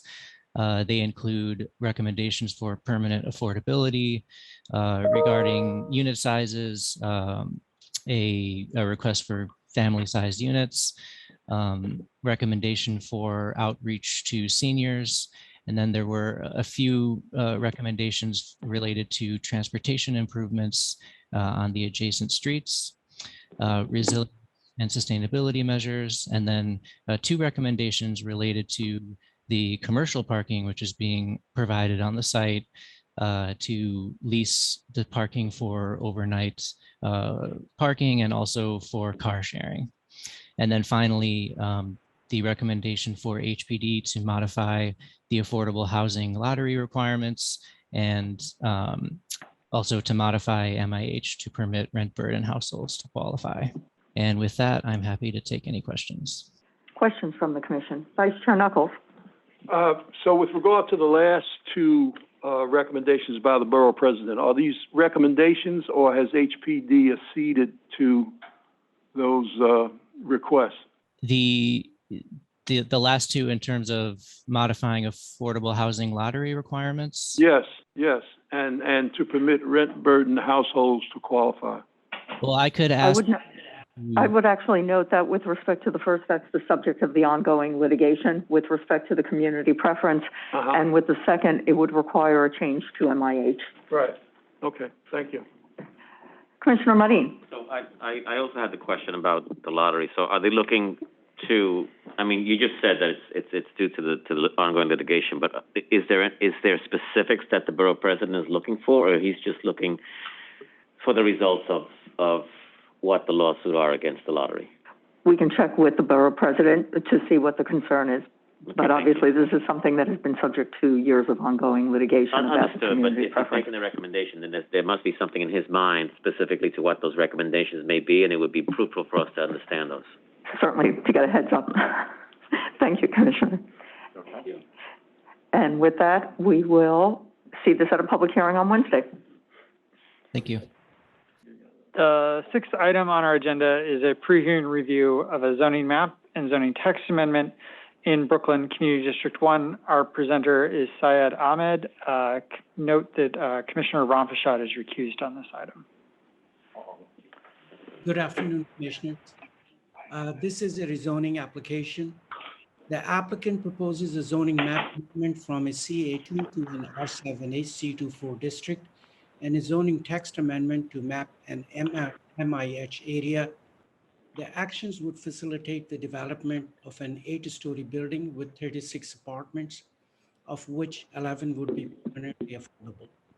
The project area is located at 824 Metropolitan Avenue in Williamsburg, Community District 1, Brooklyn. Next slide, please.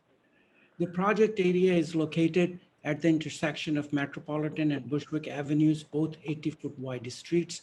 1 block to the north is 6.5-acre Cooper Park with active and passive spaces. North of the park is Greenpoint Hospital site that is slated for a city-sponsored mixed-use development of 553 affordable apartments. To the north and east of Greenpoint Hospital is NYCHA's 12-acre Cooper Park houses with 700 apartments. The area to the west is developed with 3 to 4-story walkers and 6 to 8-story residential buildings mapped with R6A, R6B, and R7A contextual districts. Next slide, please. The proposed rezoning area outlined in red consists of 4 lots. Applicant's 7,500 square feet site outlined in yellow contains lot 14 and 16.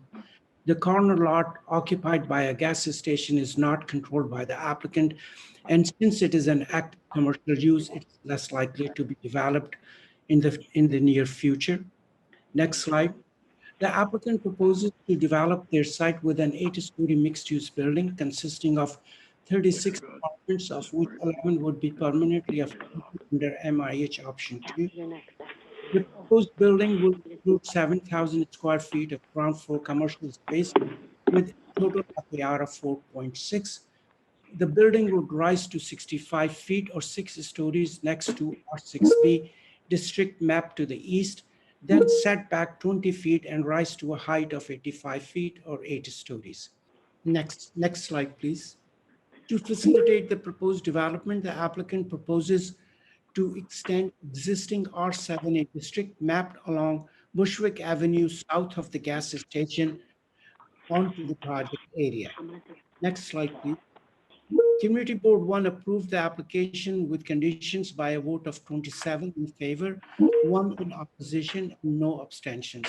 Community Board recommendations are that the owner of the adjacent 3-story residential building to the east be co-insured on developer's policy for the duration of construction, that the developer install vibration monitors during the construction.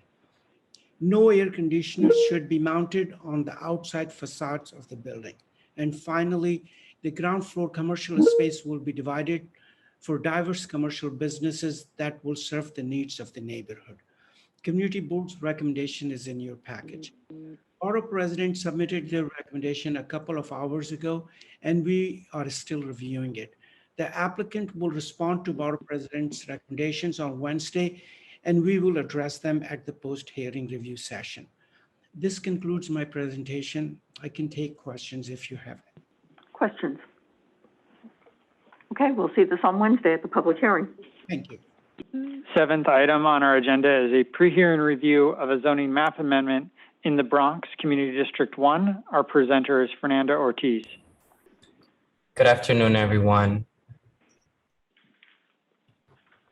Perfect, thank you. Good afternoon. I am here to present today on 624 Morris Avenue, which is a rezoning in the Bronx. Next slide, please. The applicant for this proposal is 624 Morris B LLC, and the site is located at 624 Morris Avenue within the Melrose neighborhood in Community District 1. And the action requested by the applicant is a zoning map amendment to create a C14 commercial overlay to an existing R71 zoning district. Next slide, please. The proposed rezoning area shown by the black dotted lines with 624 Morris Avenue shown in red includes 7 continuous lots. The site is located 2 blocks north of 149th Street, which is a major transit and commercial corridor, as well as 2 blocks north of Lincoln Hospital. It is 2 blocks south of a NYCHA campus, directly west of the Alfred E. Smith Educational Campus, and 1 block east of Park Avenue. All of the lots have frontage on Morris Avenue, which is a busy commercial corridor. The area is mixed in use with residential and commercial uses and large community institutions nearby, such as Lincoln Hospital. It is serviced by the subway at 149th Street, where the 2 and the 5 subway lines run, and several buses along Morris Avenue and 149th Street. Next slide, please. The existing zoning is R71. The applicant seeks to add a C14 commercial overlay to this block. As can be noted, commercial overlays exist directly across the street from the site, as well as north and south of the site along Morris Avenue. 624 Morris Avenue seeks to allow for its ground floor commercial use to become a legally conforming use, as well as that of its neighboring lots on this block. 624 Morris Avenue is a 4-story building with the upper 3 floors being residential, 1 dwelling unit per floor. It is worth noting that in the corner lot at 618 Morris Avenue, the one to the right, received a BSA approval in 2014 to allow for a commercial use, and it is currently vacant. Next slide, please. As mentioned, the applicant seeks to add a commercial overlay to an R71 district. The rezoning includes the 7 lots that already have existing commercial uses on the ground floor and which are current legal non-conforming uses. These uses have existed in the neighborhood for decades, dating to about 1973. Next slide, please. Bronx Community Board 1 has waived its recommendation. A public hearing was held on July 14th, but a quorum was not present. And the Bronx Borough President held a virtual public hearing on August 4th and submitted a recommendation of approval for this project. Thank you. Thank you, Fernando. Questions? Okay, another item for our public hearing on Wednesday. The 8th item on our agenda is a pre-hearing review of a site selection in the Bronx Community District 7. Our presenter is Geetanjali Minarajas. Good afternoon, Commissioners. This is an application returning for pre-hearing for the building CTEC site selection in the Bronx. Next slide, please.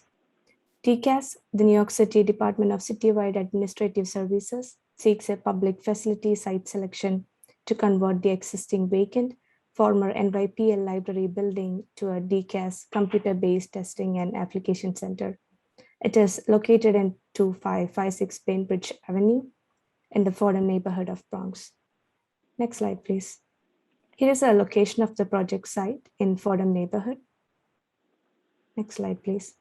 The project site located near Fordham consists of heavy commercial and mid-density residential land uses, Webster Avenue mixed-use corridor, multiple transit stations, transit hub, Fordham Plaza, and 15 bus lines. Notable uses within the surrounding area include Fordham University and Fordham Plaza, both located approximately 3 blocks east of the project site. Land uses in the immediate vicinity also include mix of residential, heavy commercial, and multiple open spaces, including the New York City Botanical Garden. Next slide, please. On describing the building, it was built in 1931, currently vacant, and a former 2-story NYPL Bronx library with frontages on both Bainbridge Avenue and Marion Avenue.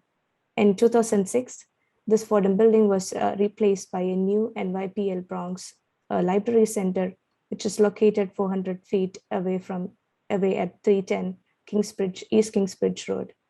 The northern portion of the block is occupied by 2 to 6-story residential buildings, and the southern portion of the block is occupied by Fordham Methodist Church, 5-story residential building with ground floor retail, and a 2-story commercial retail building. Next slide, please. In the proposed development, DCAS intends to convert a portion of this city-owned 2-story former NYPL building into a new computer-based testing and application center, which will provide employment information to people living in the Bronx.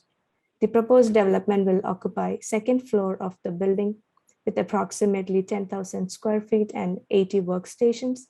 It includes a centralized testing center where people can learn about city employment listing, examinations, and receive vocational training.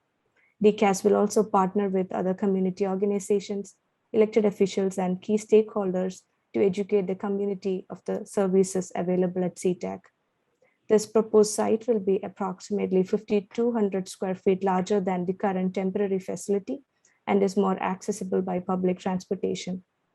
The ground floor and mezzanine of the building will be reserved for future community use that is expected to provide community services for Bronx residents. As illustrated in the map here, the CTAC entrance to the building will be on Marion Avenue, and future entry will be on the Bainbridge Avenue side. Next slide, please. Proposed action. The applicant requests site selection in order to facilitate proposed development, which is conversion of an existing vacant two-story city-owned property to a new multi-facility with a computer-based testing and application center. A fair share analysis was done stating there's a need for this CTAC facility in the neighborhood. Next slide, please. In public review, Community Board 7 held virtual public hearing on 18th of May and recommended approval of the project with 27 votes in favor, none against and none in abstention. Bronx Borough President held virtual public hearing on 15th of June 2021 and recommended approval of this project.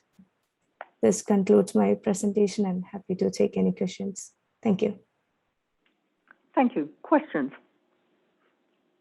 Just an observation. Yes. I'm glad we're finding a readaptive use for these old warhorse buildings that the city owns.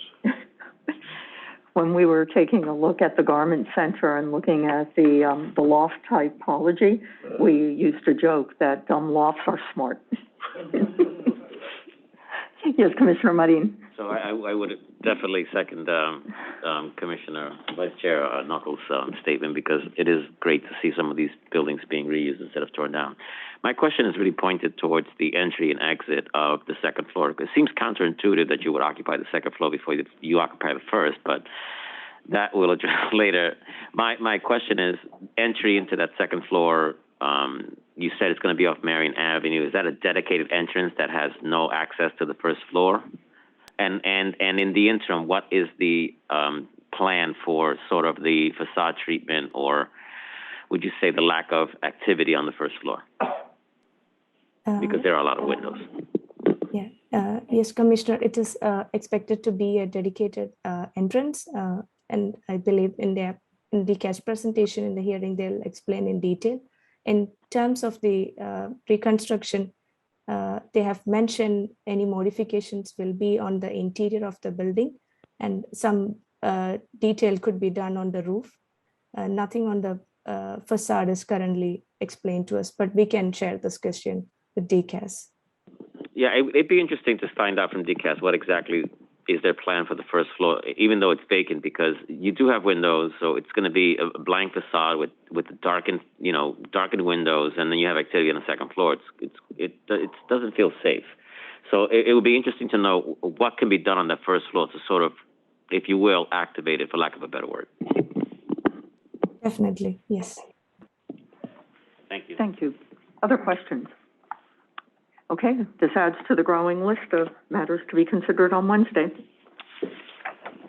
The ninth item on our agenda is a pre-hearing review for a DEIS related to a modification to a previously approved special permit and an amendment to a previously approved project plan. Christine Camilleri is our presenter. I will note that Commissioner Marin is recused on this item. And we will have to wait until we have a quorum. If you could, we'll get. Ask Commissioner Cirillo if he could join us. I will. Thank you. Okay, we can. Don't hurry, Commissioner. We can proceed. We're Thank fine. you. We're fine. We're being efficient. Great. Okay, great. Good afternoon. This is a non-ULURP item that was referred to Bronx Community Board 9 for a period of 60 days beginning June 7th. And as was mentioned, it will have a public hearing on the environmental impact statement on Wednesday. Next slide, please. And this is a private application by Camber LLC requesting two actions: a non-ULURP modification to the previously approved Stevenson Commons large-scale residential development, and an amendment to the previously approved Stevenson Commons city-aided limited profit housing project and plan pursuant to Article 2 of the New York State Private Housing Finance Law. And the project site is located in Soundview in Bronx Community District 9. And the actions are requested to facilitate the proposed development, which consists of 6 new residential and mixed residential and community facility buildings, as well as 735 income restricted dwelling units, as well as approximately 670,000 square feet of new residential floor area, approximately 32,000 square feet of community facility floor area, and approximately 466 off-street accessory parking spaces. Next slide, please. And here is an aerial view of the site so that you can see its location relative to the rest of the Bronx. Next slide, please. And the project site is shown in red on this slide and consists of block 3600 lot 4, which is a 679,000 square foot super block. There is an existing development on the site today called Stevenson Commons, which is outlined in yellow. It is an income restricted rental housing development, specifically a Mitchell-Lama, that consists of 948 units within 3 24-story and 6 6-story buildings. Aside from residential uses, there is also ground floor retail located at the corner of White Plains Road and Lafayette Avenue, as well as community facility uses that front on White Plains Road. That is the Stevenson Commons Family Health Center. And Stevenson Commons, the existing development, completed construction in the mid-1970s pursuant to large-scale residential development or LSRD approvals, along with project and plan approvals and the underlying R6 zoning. Next slide, please. And just as a reminder of what the proposed development is, this is a massing that shows the existing buildings in gray and the proposed buildings in color. That development the proposed development is expected to consist of 6 new residential and mixed residential and community facility buildings that are labeled on this image B1 through B6. It will also include approximately 670,000 square feet of new floor area, residential floor area, approximately 32,000 square feet of new community facility floor area, and approximately 466 off-street accessory parking spaces. All parking spaces are expected to be at or above grade.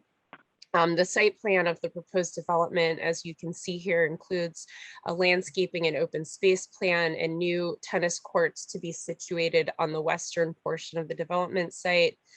This is a 100% affordable development, but in addition, the Bronx office is pleased to note that although it is not required as a condition of the proposed land use actions, the applicant team is working with HPD to ensure that a portion of the units developed through this project will be made permanently affordable. And there is a letter in your briefing material that speaks to this commitment. Next slide, please. And since the referral of this application in June, the referred drawings were revised to incorporate and respond to comments that were issued by the city's Department of Transportation as part of the environmental review process. And just to highlight what those changes are, what you see on the left is the referred site plan, and on the one on the right is the updated site plan. And what is circled in red is the area where a change was made to the site plan to align the proposed northern vehicle entrance with Underhill Avenue, which runs to the north of the site. And the entrance was shifted slightly to reduce the potential for vehicle pedestrian conflicts in the future. So that's the reason for the change. Next slide, please. And to briefly note the requested actions, the project involves an application for a non-ULURP modification of a previously approved large-scale residential development. The applicants are seeking to modify the site plan to facilitate the proposed development. And the approved Stevenson Commons large-scale residential development included 1 authorization and 2 special permits to facilitate the commercial uses that were constructed as part of the original development. The newly proposed development would continue to meet the findings of these sections of the zoning resolution, and a full discussion of the statement of findings is included in your briefing material. The applicant also requests a project plan amendment. That is an approval that's required by state law due to the existing Mitchell-Lama development that is located on the site today and will remain. Next slide, please. And a few notes on the environmental review, which will be the subject of Wednesday's public hearing. An environmental impact statement has been conducted with the Department of City Planning acting on behalf of the City Planning Commission as lead agency.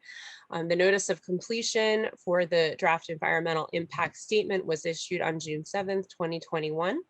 And the DEIS identifies significant adverse impacts for traffic, and construction noise. And possible mitigation measures are identified in the DEIS and will be explored further between the DEIS and final EIS. Next slide, please. And a few notes on the public review process. The application was referred to Bronx Community Board 9 for a period of 60 days as of June 7th, as I mentioned earlier. On June 17th, Bronx Community Board 9 voted in favor of the application with 7 votes in favor, 1 vote against, and 1 abstention. I will, next slide, please. I will close my presentation with this image of the proposed project and take any questions. Thanks, Christine. Questions? I want to know who voted against it at the community board. That seems... I'm sorry, Commissioner. I can't hear. I'm wondering who voted against it at the community board. I mean, really. We can ask the applicant, unless Christine, if you're aware of what the purpose. What I the am objection not. was. I think the applicant team, we will ask them to provide detail on that vote against. Yes. Okay, and with that, we'll see this on Wednesday.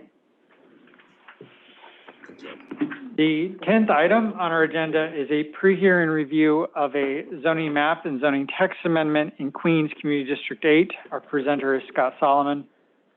Good afternoon, Commissioners.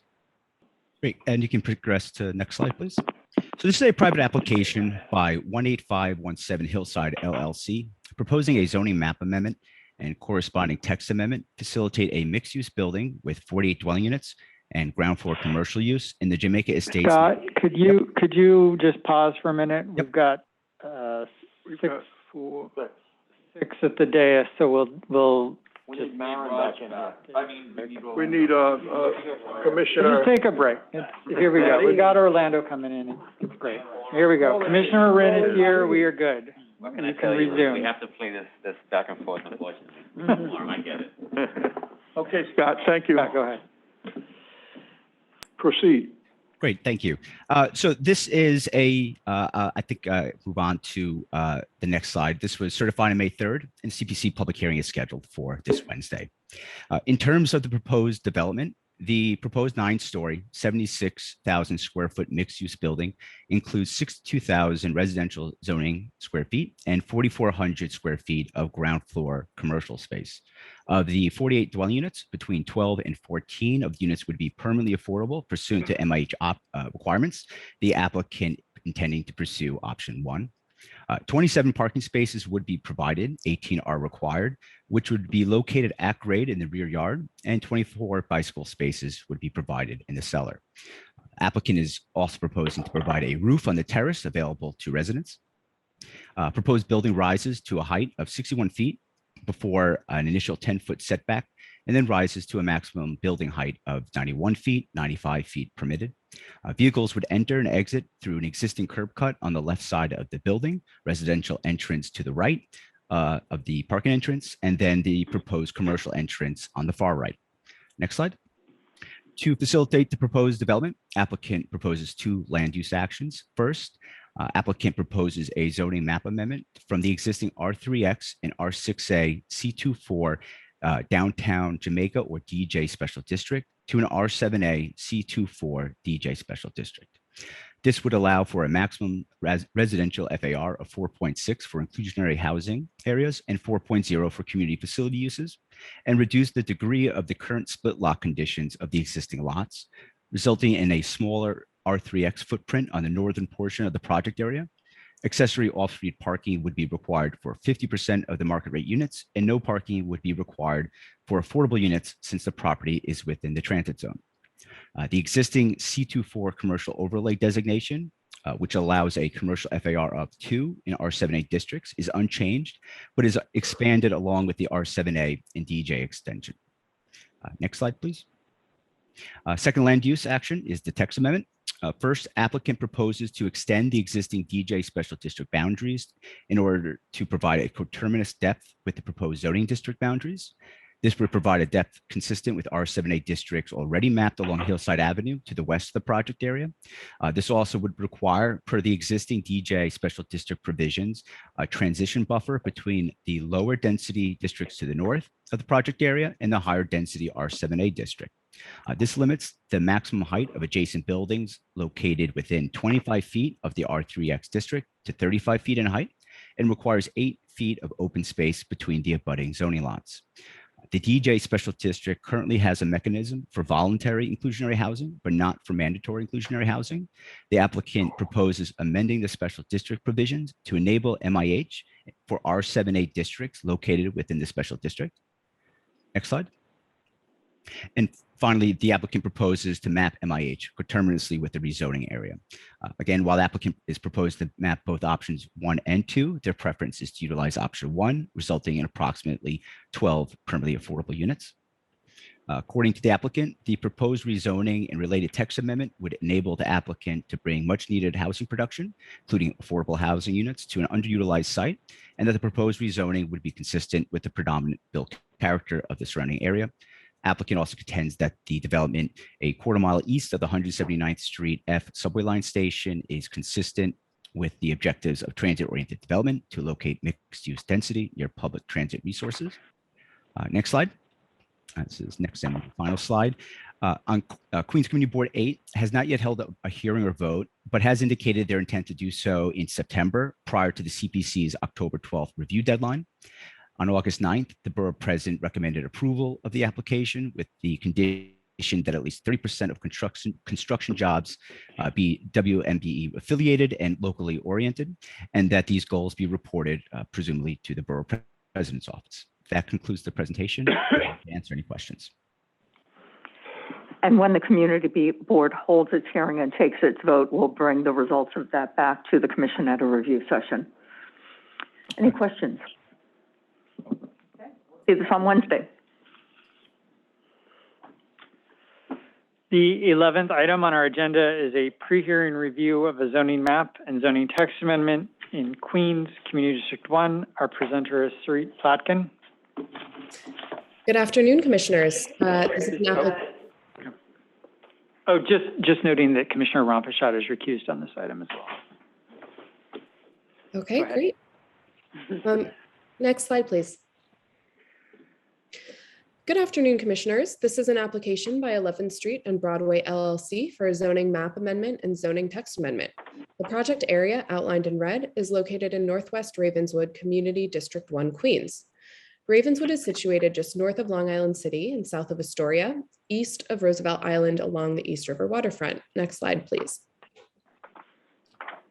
The actions would facilitate a new 7-story, 75-foot tall mixed-use building with approximately 226,000 square feet of total floor area, including 215 dwelling units, 51 of which would be permanently affordable through the MIH option 1, as well as 28,000 square feet of commercial and light industrial floor area and 80 accessory parking spaces. The ground floor would contain a mix of non-residential uses, including a 10,000 square foot grocery store and 4,000 square foot local retail space, a 5,000 square foot artist studio, a 4,000 square foot wine distributor, and a 6,000 square foot floral production studio. The northwestern corner of the proposed development would be chamfered to accommodate an outdoor seating area accessory to the ground floor commercial space. Parking and vehicular access to the residential uses would be consolidated to one entrance, a turnaround on 33rd Avenue with a 20-foot wide curb cut with access to parking spaces in the cellar. Two 12-foot loading berths would serve the commercial and industrial uses. Next slide, please. The actions include a zoning map amendment to change the existing R5 zoning district to an M14 R7A zoning district. The M14 R7A zoning district would permit new mixed-use development with a maximum residential FAR of 4.6 in an MIH area, a maximum community facility FAR of 3.0, and maximum commercial and manufacturing FARs of 2.0. The second action is a zoning text amendment to modify zoning resolution appendix F to establish an MIH area coterminous with the project area and map MIH option 1, for which affordable housing must be provided equivalent to 25% of the residential floor area at an average of 60% of area median income, or AMI, with 10% at 40% of AMI. The actions also include a zoning text amendment to modify zoning resolution section 12390 to establish a new MX district, MX23 in Northwest Ravenswood, pairing R7A and M14 districts. Next slide, please. Community Board 1 held a public hearing on May 18th, 2021, and recommended approval with a vote of 17 in favor, 14 opposed, and 3 not voting for cause. The Borough President held a public hearing on June 10th, 2021, and recommended approval with the condition that there should be a minimum goal of 30% for local hiring and use of MWB businesses in the construction and development of this project. There should also be a quarterly reporting on the numbers of people hired and if the 30% goal has been reached. That concludes my presentation, and I am happy to answer any questions. Vice Chair Knuckles. Do you know why the opposition is so fervent at this point, the 17 to 14 vote?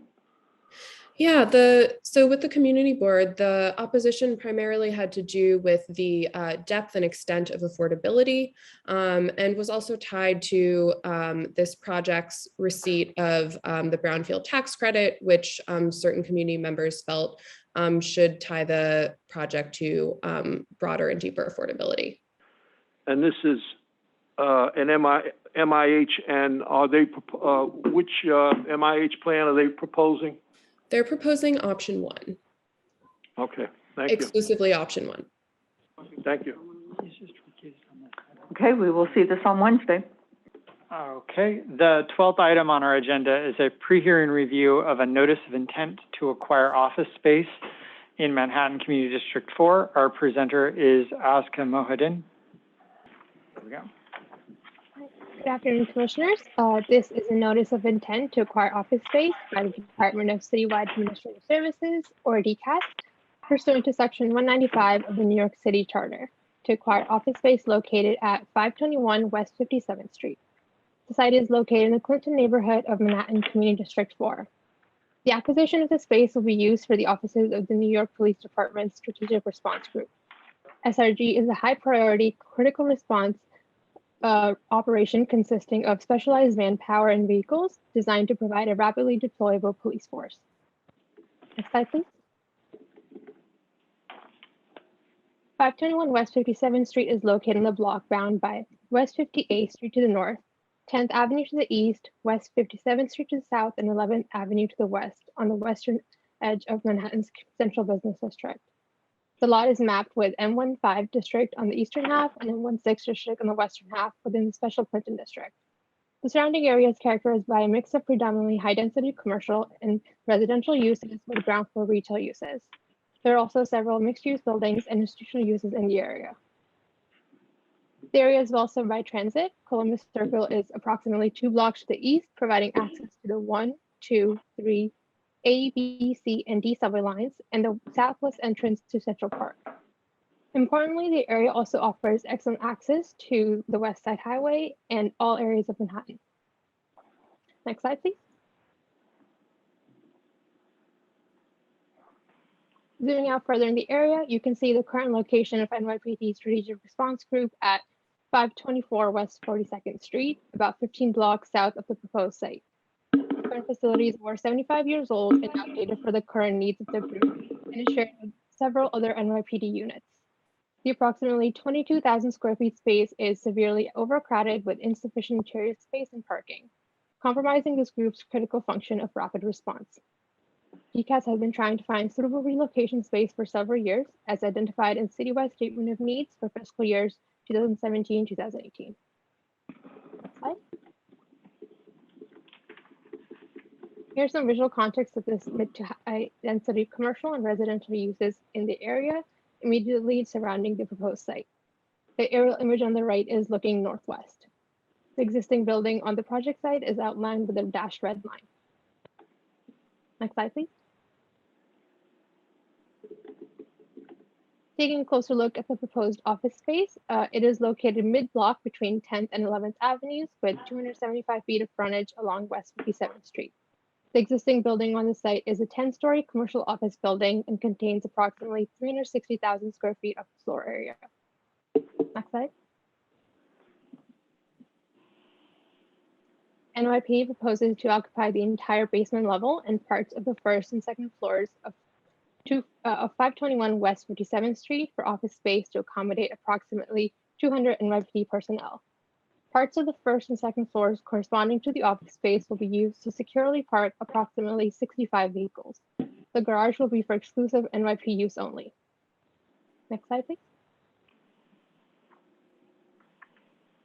This space is currently vacant and will be renovated to include a reception area, administrative workstations, conference rooms, a muster room, showers, equipment storage, storage lockers, and filing areas.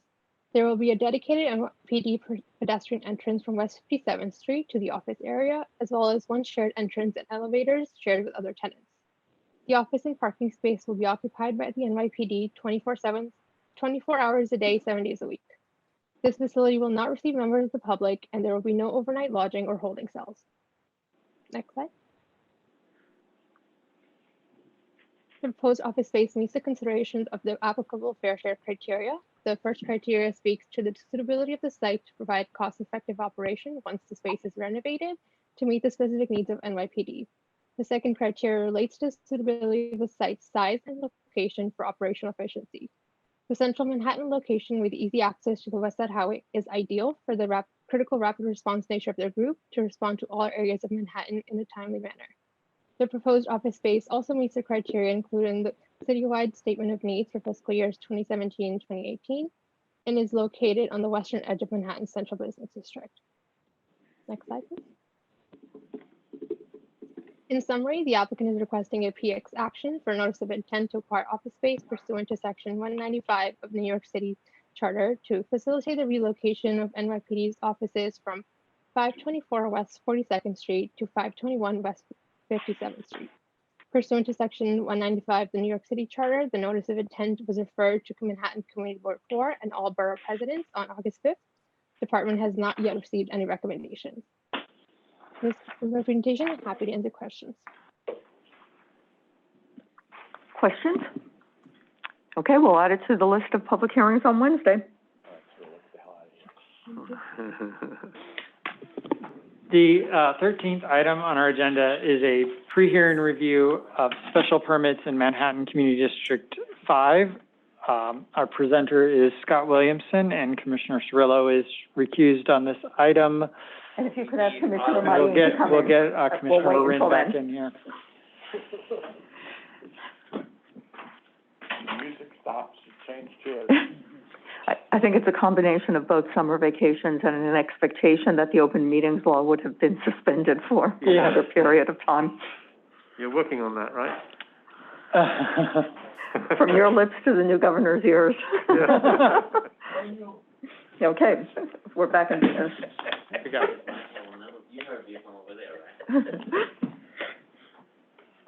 Okay, good afternoon, Commissioners. This is an application by Boston Properties in partnership with the MTA seeking to develop a commercial office building on the site known as 343 Madison Avenue in the East Midtown neighborhood of Manhattan Community District 5. The project will bring Class A office space to an area that is well served by mass transit and has a high density commercial office character. It will also create an opportunity for significant transit infrastructure upgrades and revenue generation for the MTA. Next slide, please. 343 Madison Avenue is located here with the yellow star and red dashed outline on the block bounded by East 45th Street to the north, Vanderbilt Avenue to the east, East 44th Street to the south, and Madison Avenue to the west. The site is part of the Vanderbilt Corridor sub-area, which was established in 2015 to facilitate commercial development along Madison and Vanderbilt Avenues between 42nd and 47th Streets. Grand Central Station is visible here in the lighter purple color, located 1 block to the south. Available is the 4, 5, 6, 7, and shuttle subway lines, as well as the major terminus of the Metro North Railroad. The Long Island Railroad will also have a major terminus here, known as East Side Access, planned for opening in late 2022. Next slide, please. The applicant is seeking to construct a 30 FAR commercial office building reaching 1,050 feet in height. The project is inclusive of significant improvements to the mass transit circulation network, both on and off the development site. To enable the project, the applicant is requesting 2 special permits, both of which are available only to sites in the Vanderbilt Corridor sub area. Next slide, please. So the first is a transit bonus special permit, which enables a proposed 15 FAR, or in the case of this site, 376,500 square feet of bonus floor area. The findings of the special permit link the granting of this floor area bonus with improvements to circulation in the immediate transit network. The findings reiterate that the improvements should merit the amount of floor area increase. So to speak to that over the next couple of slides, I'll run through the specific improvements proposed to define the public benefit contribution that is associated with that proposed 15 FAR bonus. Next slide, please. So the site outlined in red on the left of the figure here exists in an area of major below ground transit infrastructure. It is immediately beside the new East Side Access Concourse and Metro North Railroad terminus, along with numerous subway lines. The project takes advantage of this context by proposing improvements to pedestrian circulation at locations both on and off the development site. On-site improvements include a new high-volume ADA entrance to the East Side Access Concourse. The concourse itself is shown here, adjacent to the site in the yellow color. The site is strategically placed to correspond to the southernmost access point for commuters accessing the platforms, which are shown in the blue shade. Off-site, several improvements are proposed to the Grand Central stop of the Flushing line or the 7 train platform. The improvements are located a short distance to the south of the development site beneath 42nd Street at Lexington Avenue. That location is shaded with the red box at the bottom of the figure here. The MTA has specifically identified these improvements as a priority for this project to address. Next slide, please. So some more on the improvements themselves, specifically those located off the site to the 7-line platform. This figure captures the complexity of the network below grade with the 7-line platform highlighted in the purple shade. The proposed improvements, of which there is 3, are shown in yellow. The upgrades target congestion across the platform by better distributing commuters across its length. The westernmost improvement on the left involves widening a stair that connects to the 4, 5, 6 platforms above. This widening will result in an additional lane of pedestrian flow on the stair. Centrally within the platform is the construction of a new pedestrian passage and stairwell. The passage will add a new tunnel of approximately 11 feet wide and 120 feet long, leading to the new stair that will land in the middle of the platform. The easternmost improvement on the right involves the widening of an existing stair, which will result in an additional 2 lanes of pedestrian flow on that stair. Next slide, please. So to the second portion of the proposed transit improvement package, and located on the development site this time, is the new high-volume ADA entrance to East Side Access. This is an illustrative rendering of the proposed ground floor plan, and you can see the new East Side Access connection is on the left, outlined in red, at the Madison Avenue and 45th Street corner of the site. Next slide, please. Taking a closer look, the entrance is proposed as a generous double-height transit hall space. The improvement includes the entry hall space itself, 3 40-inch wide escalators, a 6-foot wide stair, and an ADA elevator, all facilitating connection to the East Side Access Concourse below. A back-of-house service stair is also provided. Next slide, please. Here you can see the connection to the new concourse and the significant depth of the escalator and elevator connection being provided. The connection drops below the adjoining site and below the Metro North platforms for alignment with the new East Side Access Concourse deep below. Next slide, please. So the second special permit being requested here is available to sites that have obtained the initial bonus floor area special permit that we just covered. It allows those sites to request waivers where accommodating the bonus floor area is made prohibitive by other regulations. The waivers requested here include street wall, height and setback, retail continuity, ground floor use, building entrance, curb cut, and loading. Next slide, please. So at the certification of the project, the department expressed some concerns over the extent of street wall height proposed, noting that it was a little excessive. While a strong street wall would help contribute to the character of this part of Madison Avenue, the height that is currently proposed, which is shown here at the orange line, is higher than staff have recommended for the site's context. Next slide, please. This massing diagram shows the proposed street wall at its proposed 321 feet relative to the height of the 22-story Yale Club that adjoins to the east. The proposed street wall height roughly matches the top of the Yale Club's mechanical bulkhead. The department feels the street wall should be informed by surrounding built form cues of note to ensure it remains harmonious with its surrounding context. Next slide, please. The project was referred to Manhattan Community Boards 5 and 6 based on the development site's location in Community Board 5 and some of the transit improvements being located in the geography of Community Board 6. CB5 voted to disapprove the project with conditions on June 10 of this year. Their conditions reflected concerns around whether the proposed transit improvements justify the proposed floor area bonus, as well as the proposal's performance against the daylight evaluation criteria, the proposed extent of street wall height, and lobby length. CB6 voted to disapprove the project with conditions on June 9 of this year. Their conditions reflected concerns with daylight evaluation, street wall, and setbacks. CB6 also expressed a desire to see rental money generated from the development to be spent in the neighborhood it is located, and that the building enclosure surpass the 2020 New York City Energy Code. Next slide, please. The borough president provided a recommendation to the project on August 3 of this year, recommending approval subject to conditions.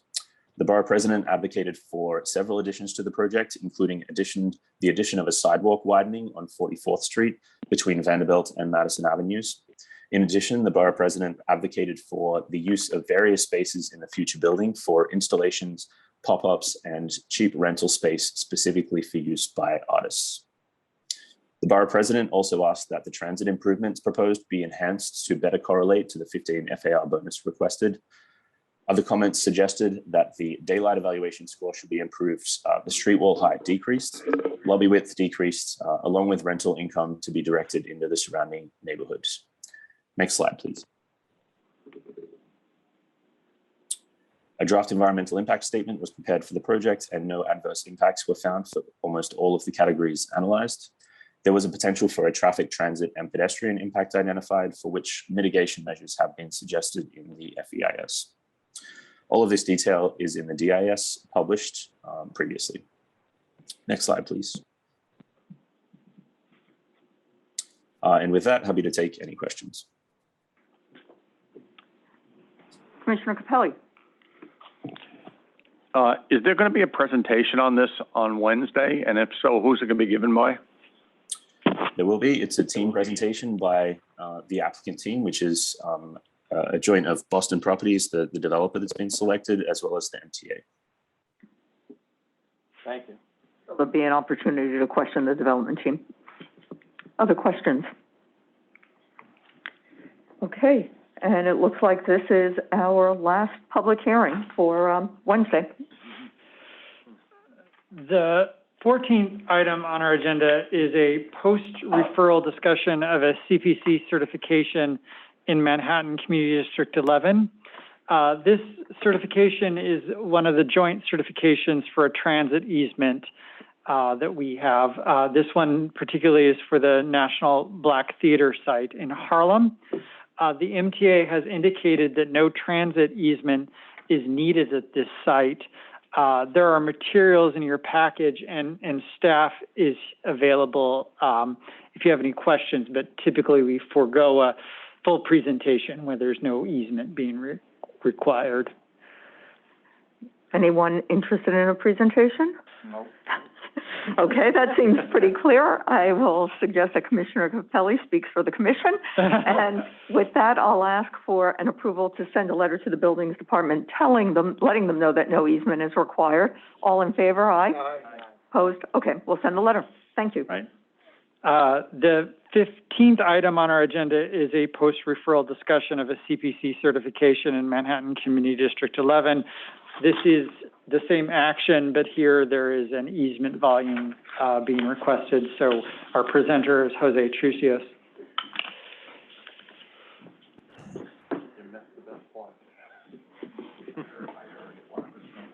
All right. Can you guys hear me? Yes, Jose. Hi. Good afternoon, commissioners. Today we're bringing to you 180 East 125th Street. The site was a former supermarket located in East Harlem, which opened in the late 90s and closed up shop in 2015. Next slide, please. As Ryan mentioned, this is a private application for a joint MTA and CPC certification to determine whether an easement volume is required and to certify such easement volume. While the development is yet in conceptual phase, it's projected to include residential, commercial, and community facility uses with an approximate of over 600,000 square feet of total floor area. Next slide, please.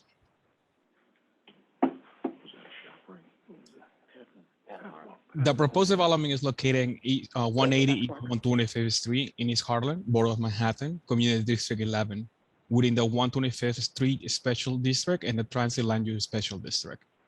It is on C44D, which is an RA equivalent, a medium density conceptual district that anchors the eastern and western ends of 125th Street, while the central portion of the special district is on C64, C47, and C63 for more high density commercial and residential uses. Blocks 1773, lots 20 and 27 are bounded by East 125th to the north, East 124th to the south, 3rd Avenue to the east, and Lexington Avenue to the west. Lot 20 has approximately 69,000 square feet of total area and occupies the entire frontage along East 125th Street, Lexington Avenue, and approximately 142 feet of frontage along 3rd Avenue. Lot 27 has an area of approximately 10,000 square feet of total area and is located in the mid block with 100 feet of frontage on 123rd Street. By nature of being within the Transit Land Use District, the surrounding area is very well served by mass transportation. Next slide, please. Pursuant to zoning resolution 950401, the action is a prerequisite to filing an application with the Department of Buildings for an excavation permit or building permit for the proposed development. Next slide.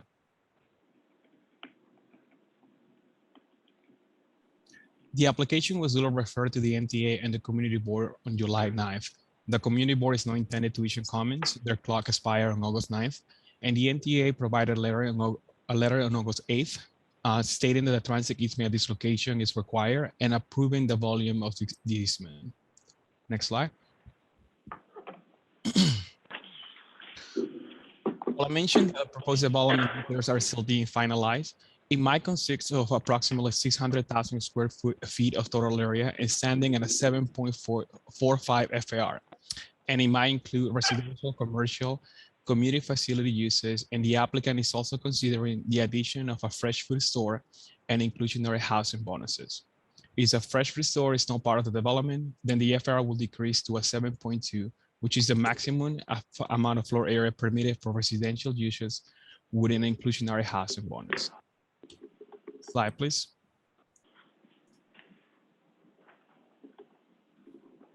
The current conditions of the site. The development site is a single zoning lot with a total area of approximately 80,000 square feet. Lot 20 is currently occupied by a one-story retail building, the former Patmar site supermarket, and has been vacant since 2015. While Lot 27 is currently occupied by a three-story public facility building, which is the former post office, which is also vacant. The 125th Street station is located at the intersection of East 125th Street and Lexington Avenue, here in a photo of 2019 in Google Maps. Next slide, please. The owner has agreed to grant the MTA a permanent non-exclusive easement for the purposes of ingress and egress of passengers using the East 125th Street terminal of the 2nd Avenue subway line. The easement volume will be located at the southeast corner of Lexington Avenue and East 125th Street and will occupy approximately 63 feet and 3 inches of frontage along East 125th Street and approximately 63 feet and 3 inches of frontage along Lexington Avenue. It will also have a surface area of roughly 4,000 square feet. Next slide. The vertical dimensions of the easement volume will include above 18 feet above grade and approximately 120 feet below grade. The applicant also includes an easement volume. The application also includes the easement volume agreement, where the applicant, the NTA, reserve the right to modify the easement volume. So long both parties mutually agree, without the further review with the Department of City Planning or the City Planning Commission, as long as the proposed modifications fall within the proposed easement volume envelope, which has been approved by the Department of City Planning. Next slide. Land uses in the immediate vicinity of the zoning lot include a mix of new residential development and older residential tenements combined with commercial and community facility buildings. Next slide. Most buildings in the surrounding area range from 2 to 8 stories, with several taller buildings located in the East Side Park Avenue. And with that, I conclude my presentation and I can answer any questions. I know that Vice Chair Knuckles winces with me in seeing the path mark there, because we remember back during the Dinkins administration when that was just considered such a successful economic development initiative. I suspect many other commissioners remember that as well. So we're pleased to see this coming through. Any questions? Yes, Commissioner Cirillo. Maybe I missed it at the beginning. I know this is a post referral. It went to the community board. Yep. And what did they weigh in on this? I can answer that. The community board is meeting in August. The applicant reached out and they mentioned that they were not intended to issue any comment on this. Thank you. So what I'd ask is that we get authority to issue a letter of approval to the buildings department, letting them know that an easement is required and the volumes of the easement as presented. All in favor? Yes, Commissioner Medina. I'm sorry that I meant to ask a question. I forgot. So is the existing stairwell down into Lexington Avenue going to be decommissioned, or is that going to exist as well as the easement?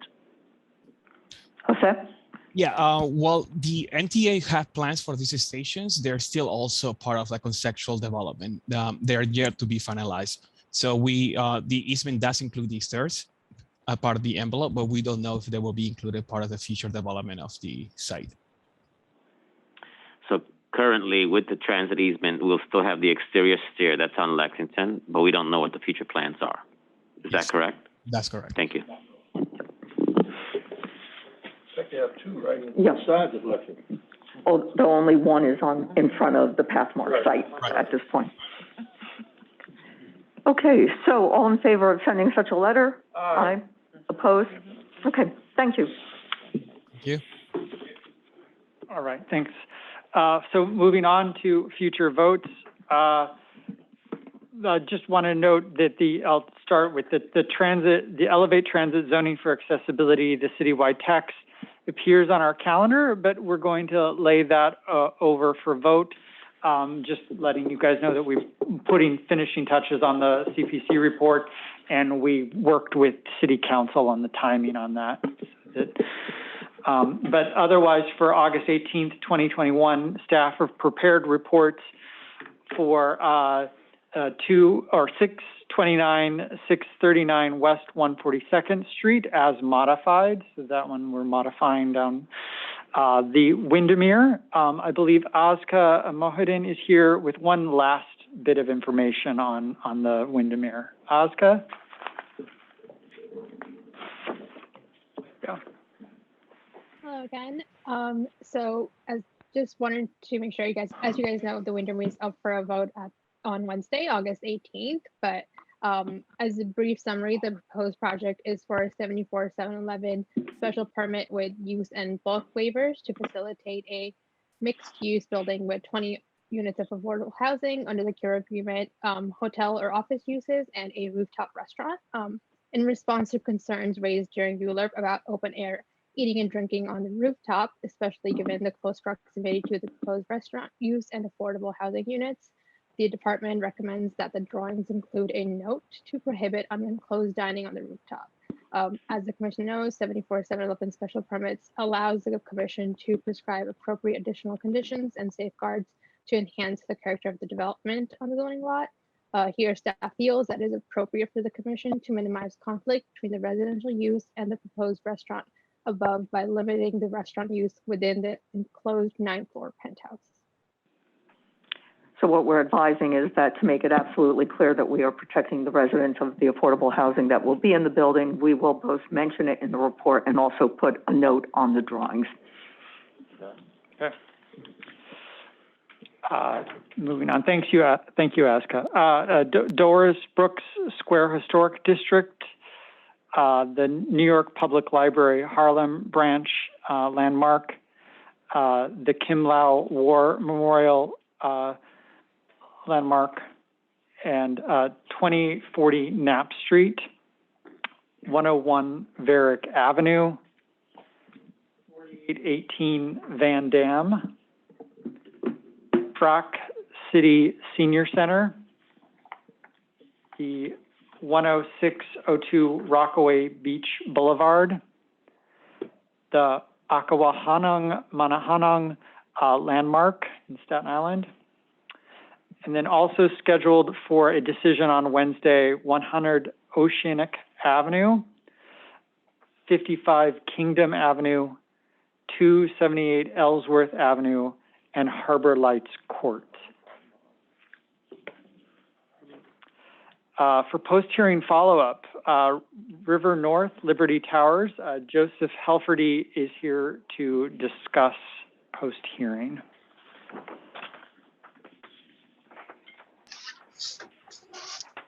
Good afternoon, commissioners.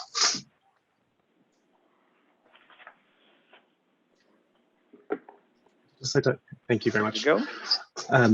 So as Ryan stated, we're here to discuss post-hearing follow-up items for the River North project, which is seeking zoning map amendments, text amendment, and a special permit to facilitate a mixed-use development that will contain 750 housing units, including 225 affordable units in Community District 1 on the borough of Staten Island. The application was certified on May 3rd, and the CPC public hearing was held on July 14th. Next slide, please. So our presentation here today will briefly cover Borough President's recommendation, as well as 5 items that were included in a letter that was sent to the Commission and should have been included in your packets for the weekend. Next slide, please.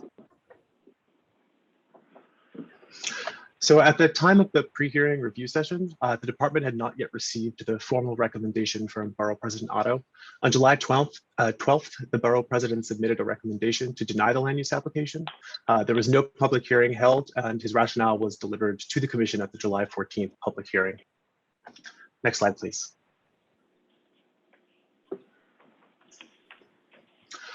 So in response to the discussions with the Commission at the hearing, the applicant submitted a letter which begins by reiterating that the project and associated zoning actions present a plan that is aligned with the intent of the past work of the department in this area and the city's larger housing goals. The site itself poses a unique condition, having remained vacant for a generation despite being the largest privately owned lot, with arguably the best transit access in the borough, given its close proximity to the MTA bus service and train service, as well as 2 ferry services to Manhattan. So located within the core of the St. George neighborhood, the site offers the opportunity to improve the streetscape conditions and introduce new housing units and residents to the area without directly displacing any existing residents.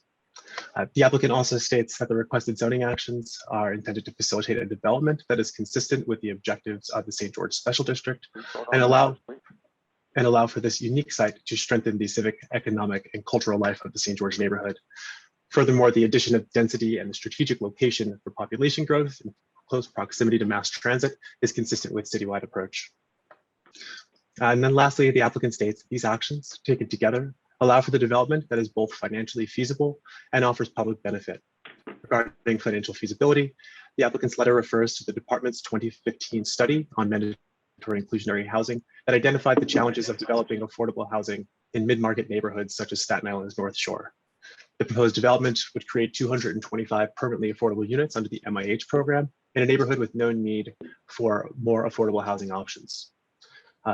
And again, the modifications pursued through the special permit would create a site plan that allows for the addition of on-site open space and a building massing that is designed to preserve views of the from the neighboring Castleton Park apartments and upland streets, and is generally responsive to the hillside topography, creating an iconic form that defines Staten Island's skyline.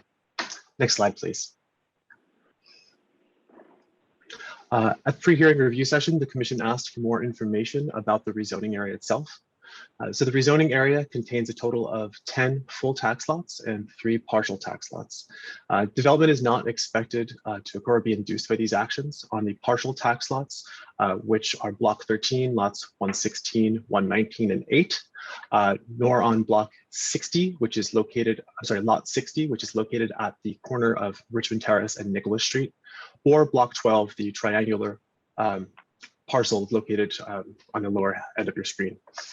So it's deemed that these lots are either too small, are irregular in shape, have been recently developed with current buildings, or that the actions themselves do not add any additional density to induce development. However, block 13, lots 68, 71, and 73 do make up an additional projected development site within the rezoning area. The site currently contains 2 two-family homes and a vacant lot. It has a combined area of 15,592 square feet. The DEIS analyzed the development of this site as projected development site 2 and determined that the site could accommodate a mixed-use building containing approximately 100 units, including up to 30 affordable units. Given the limited size of the zoning lot, it is anticipated that the lot would develop as of right under the proposed R73 C24 St. George District regulations. Next slide, please. Both the commission and the community board discussed at length the as-of-right development potential and the possibilities for development within the existing zoning framework. So the applicant has provided some material to present this case from their reasonable worst case development scenario.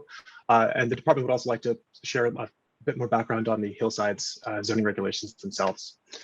So the Hillsides regulations provide a fairly narrow as-of-right pathway, and even most small 1- and 2-family homes typically require between 1 and 3 authorizations from the commission. Generally, Hillsides governs development through the use of strict bulk controls such as lot coverage and height limitations, as well as planting requirements and the use of commission discretion on all sites where development impacts slopes greater than 25% or steep slope buffer, which is all land within 15 feet of the crest steep slope. So given that the rules are overwhelmingly structured toward low density development and that the remaining vacant lots within Hillsides tend to be larger than the required minimum lot size, the development of most 1- and 2-family homes are able to meet their tree credit requirements and the bulk requirements and produce feasible development within this framework. However, through the department's recent efforts to modernize Staten Island's special districts, we've also found that the existing framework does not adequately account for the unique bulk needs of higher density residential or commercial uses. The result is that these projects would need to seek additional modifications or waivers to produce a reasonable or higher quality project. At the same time, the findings associated with these authorizations provide very little flexibility to account for the unique challenges of the higher density districts or commercial developments, and do not account for differing ecological value to be considered, such as the importance of development on lots within the Serpentine Ridge, as opposed to these isolated or man-made slopes on previously disturbed sites. So while the department continues to work with our local stakeholders on our update to these rules, I'd like to note that our efforts have been aimed at prioritizing the preservation of the contiguous steep slope areas with higher ecological value, such as the Serpentine Ridge in neighborhoods like Grimes Hill or Silver Lake, or further south within the Special Natural Area District. So with this in mind, the applicant has submitted to the commission the following topographic analysis to assess the viability of as-of-right development on the site. So areas of steep slope are highlighted here in orange, with steep slope buffer highlighted in the lighter shade of orange. Light blue areas indicate areas of the site with less than 25% slope. And the dark blue area identified along Richmond Terrace is the area that is indicated as suitable for an as-of-right development site. The applicant's topographic analysis has found that due to the location of steep slope on site A, which is about 45% of the total area of both lots. Site A is undevelopable as of right due to the fact that there is insufficient area outside of steep slope to feasibly locate a building footprint for multifamily housing. And then on site B, which contains a portion of adjacency to Richmond Terrace, this site had previously been disturbed. There are some building foundations that had been abandoned from a 1980s construction. So that portion of the site is fairly flat. So the as of right scenario presumes that the development of site 2 would remain two separate zoning lots separated by the panhandle portion of lot 8, since the reapportionment of this zoning lot would require commission certification, and that absent the rezoning of the subdivision, the panhandle portion of lot 8 would create floor area non-compliances for a lot that contains Castleton Park apartments. Next slide, please. So the resultant as-of-right building on site B would be a 12-story mixed-use building containing approximately 115,000 square feet of zoning floor area designed pursuant to height factor regulations. The development would contain approximately 167 market rate units and would not be subject to the requirements of MIH, at approximately 8,000 square feet of commercial floor area with 131 accessory parking spaces for residential and commercial uses. The resulting floor area is less than what would otherwise be achieved, subject only to the R6 zoning regulations. And due to the hillside regulations, only 30 parking spaces may be permitted on this site. So the conceptual development is assuming that the majority of the parking would be provided off-site in accordance with provisions of the zoning resolution. However, it is important to note that the inability to secure this type of agreement would further reduce the development potential of the site. And additionally, no on-site amenities such as public or private open spaces could be provided without impacting steep slope and again, requiring commission approval. Next slide, please. So in order to facilitate a more comprehensive development under the existing zoning framework, several City Planning Commission authorizations would be required pursuant to hillsides. These actions would include authorizations for development on steep slope, authorizations for more than 30 parking spaces or any community facility use within the district, modifications of landscaping and tree regulations, modifications of lot coverage controls, as any development that impacts steep slope within the R6 district is subject to an 18% lot coverage, and then likely modification for height and setback regulations to counterbalance the restrictive lot coverage controls and height restrictions imposed by the districts. Again, as I mentioned earlier, the findings for each of these authorizations would need to rely solely on the project's feasibility with regard to natural feature preservation, and they do not entertain the larger citywide priorities such as additional density in proximity to transit or the larger goals of the St. George neighborhood and the city's affordable housing issues. Next slide, please. At the public hearing, the commission asked about how the impacts to traffic would affect emergency services provided in the area. So as part of the letter to the commission, the applicant has provided the following clarifications based on findings of the EIS. The FEIS is expected to show that of the 13 intersections studied, 11 are not expected to experience a significant adverse impact or would be fully mitigated. The remaining 2 intersections are located at Richmond Terrace and Wall Street, and Bay Street and Victory Boulevard, and they are anticipated to experience adverse impacts. However, while an impact is expected to occur as a result of development at the intersection of Richmond Terrace and Wall Street, the FEIS is expected to find that the intersection will continue to operate at an acceptable level of service for a primary arterial as per New York State regulations. The second impacted intersection at Victory Boulevard and Bay Street is a major intersection with a confluence of several bus lines, a Staten Island railway station, and high pedestrian volumes. So this intersection was studied in the department's Bay Street corridor rezoning. And as part of that process, the city committed to implementing a transportation management plan in collaboration with DOT to assess the changing conditions and implement operational changes as development occurs within the area over time. It's important to note that while the movement of traffic at this critical intersection is important to the city, given the diversity of users that this intersection experiences, it has also been identified as one that has and will continue to benefit from improvements focused on public transit and pedestrian safety. The commission may recall that as part of the city's plan for Bay Street, nearly $30 million in capital funding was allocated to make critical pedestrian and public space improvements to this intersection, making for safer pedestrian connections between bus stops and to the Staten Island Railway. The next slide, please. And lastly, the applicant has presented preliminary updates to their open space plan.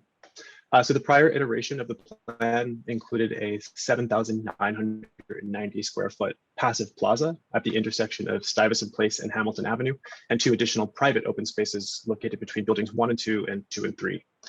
So through the environmental review process, it was determined that the area had a significant lack of active recreational open space. And in response, the applicant has provided amended plans that now include additional publicly accessible active open space to serve as a partial mitigation and provide new public amenity to area residents. Next slide, please. The open space is proposed to be 5,700 square feet and is designed with outdoor adult fitness equipment, an open turf or playing area, and concrete walking path. The active open space is located above the below grade parking deck and is flanked on both sides by the residential lobby of building 2 to its left and the ground floor non-residential uses of building 3 to the right. As with the previously proposed open space, the new active open space will be considered a POPS under the expanded City Council legislation's definition and will be open and accessible to the public from 8 a.m. to 8 p.m. and include the appropriate POPS signage at the entrance on Richmond Terrace. The inclusion of this project element brings the total on-site publicly accessible open space to 13,490 square feet, or approximately 14% of the lot area. The drawings provided to the commission in the applicant's letter are currently conceptual. However, the applicant does intend to file a revision to the filed land use application to memorialize this design in the coming days and prior to the commission's vote. Next slide, please.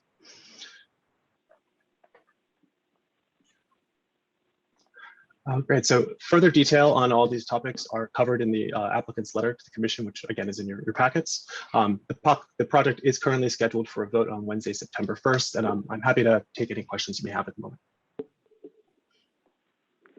Questions? Thank you, Joe. I just want to thank Joe Commissioner for the presentation. Thank you very much. Yeah, I especially appreciate the analysis that went into figuring out what as of right truly would mean on a site of this type. Yeah, and I would just say, and I appreciate that analysis. You know, there's so many different points of view here. The reality is, there are obviously opportunities. They don't necessarily achieve what. Well, it seems to me that the applicant is in the explanation, at least, is almost justifying the project on the basis of what the city's goals are. And so it's an interesting spin. It's all about, they're doing this because they believe this meets what the city wants to do and what the city's goals are in a variety of areas, including housing and density and where it's located. But the community's concerns are not being addressed by the applicant, nor have they in the follow-up. But I do recognize the improvements to open space, and I appreciate Joe's articulation of the follow-up, although I will continue to debate the idea that 11 out of 13 intersections will continue to function well and without impacts. When you know this area and you know the narrow nature of Richmond Terrace, it's hard to imagine that the area that is literally in front of and beside this development will have no impact, but Victory Boulevard and Bay Street, which is, of course, within walking distance, but 5 to 7 minutes walking distance away, that's going to suffer. So it's just an interesting analysis. Obviously, data is for us to interpret, but again, we'll continue down this. But again, Joe, thank you very much. I would note we'd be glad to go through the traffic analysis with you. And with respect to a private applicant, in advocating for their application, noting city goals, that's absolutely bog standard. Understood. But it didn't, there was less about what they were trying to do versus as if they're doing this because this is really what the city wants. So again, I have to note this is a private application. It's not I know that. That's why I found that sort of explanation or justification interesting. Okay, thank you, Joe. Okay, if there are 252 Victory Boulevard, if there's any further questions on that. Okay. 495 11th Avenue, this is the slaughterhouse. All right.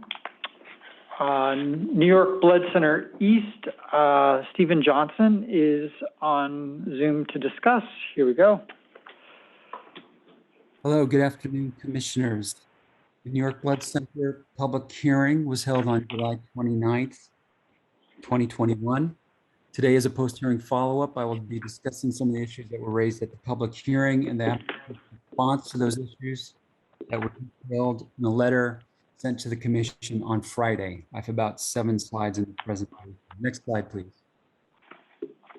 To quickly recap the proposal, the New York Blood Center is proposing a series of land use actions in order to facilitate the redevelopment of their existing building located at 310 East 67th Street in order to build a new modern life science hub with commercial lab space and community facilities. Actions include a zoning map amendment, a zoning text amendment, and a section 7448 special permit as amended to permit a scientific research and development facility in a C27 district within Community District 8 in Manhattan. These actions would facilitate the proposed development, which would have a 10 FAR and a total of approximately 452,000 square feet, which is divided between the New York Blood Center community facility use and the commercial lab space. Next slide, please. A joint public hearing for the DES and the ULURP was held on July 29th. At that hearing, following the applicant presentation, 20 speakers spoke in favor of the project and 41 were opposed. Some of the issues that were brought up at the hearing are listed on the slide here. Next slide, please. Before I get into the applicant's response to the public hearing, I want to highlight the city's efforts to encourage and develop the life science industry. The city has supported the growth of the life sciences over the years as an important source of high-skilled jobs and economic development that is uniquely well-suited to expansion in New York City due to its many world-class academic and medical institutions. And while there are many of these types of institutions across the 5 boroughs, the Upper East Side in particular is famous for these places like MSK, Weill Cornell, HSS, New York Presbyterian, Rockefeller, the Blood Center itself, Hunter College, etc. This proximity to these institutions makes the development site an excellent location for the Blood Center and affiliated laboratory space and companies. The Scientific Research and Development Facility special permit in the zoning resolution was created in 1990 for the very purpose of encouraging life sciences and commercial labs, and that was facilitated by the Columbia University Audubon Research Park project, which is a hub or cluster of institutions including Columbia, Presbyterian, Weill Cornell, located in the Washington Heights area of Manhattan. The other Section 7448 special permit was in 2001 for the East River Science Park, located on the former Bellevue Hospital campus and is now known as the Alexandria Center. This is a cluster or a hub with the Alexandria with NYU, Langone, Academic and Medical Center, and NYC Health and Hospitals. Furthermore, in 2018, New York City Economic Development Corporation released a request for expressions of interests for commercial developers to collaborate and develop the city's life science industry and create a life science hub. This includes a recent commitment of $500 million in financial support for the life science industry. Next slide, please. The applicant sent the commission a letter in response to the public hearing, and it should be included in the materials. I will address a few of these issues. The first grouping is related to the development site location and geography. The applicant highlights the importance of proximity to the other institutions that they already have an established relationship with and that they are located in close proximity to. And furthermore, developing a hub of life science labs and collaborators at this location. But not think their site is well suited for the project. They think the alternate sites, as some were suggested at the public hearing, are not appropriate. And this includes the East Harlem site, which is more isolated, not near any other institutions, and definitely further away from the Blood Center partners. And that includes 455 First Avenue site, which is also further away from their existing home base and collaborators, and that site is not available until 2025. It is a large building that also requires demolition and a rezoning. And the other scattered sites that have been suggested are too small in square footage to just accommodate the blood center. So if you add in the life science part of the development, they're just not large enough. They're not viable sites. As for the as-of-right development scenario, could you go to the next slide, please, Jeff? So in response to comments at the hearing that the blood center should build a new facility within the existing R8B zoning, this is an illustration of the no action as-of-right scenario for the blood center. This is included in the draft EIS for the project. And on the left, you can see East 66th Street on the bottom, 7th Street on the top, with two sections proposed as-of-right scenario on the right side. So while the building would contain approximately 148,000 square feet of floor area, which is enough to house the proposed New York's blood center space in the current proposed development, this illustration shows that the building would be divided into two separate wings with a 60-foot rear yard equivalent, and it is replicating some of the existing design problems with the building. And this would not allow the larger floor plates that are so important to laboratories, medical, and life science development. And it certainly would not be enough floor area to create a life science hub that pairs the commercial research with clinical and academic research. Next slide, please. So to address a few more issues in the applicant's letter, you may recall that the DEIS identified significant adverse impacts with respect to shadows and construction noise. The applicant letter details how St. Catherine's Park is impacted by the proposed building and explains the hours of direct sunlight on areas of the park throughout the year. The applicant also details several possible improvements to the park that are still being discussed. And those include comfort station improvements, playground and other equipment improvements, seasonal aid and playground associates, and sidewalk repair on the sidewalks surrounding the park. And one final thing to mention is the Julia Education Complex, or JEC. The applicant notes that there were a number of comments at the hearing related to the effects in the school from the development related to direct sunlight and shadows and construction noise. The DEIS did identify construction noise impacts, but did not identify shadow impacts on the school, and is not something that is reviewed by SECRET. The applicant did note that they are interested in taking steps to reduce noise impacts on classroom learning, especially with respect to the students who are on the autism spectrum. The project incorporates several construction noise control measures and also require noise reducing measures that go beyond what we provided for an as-of-right building.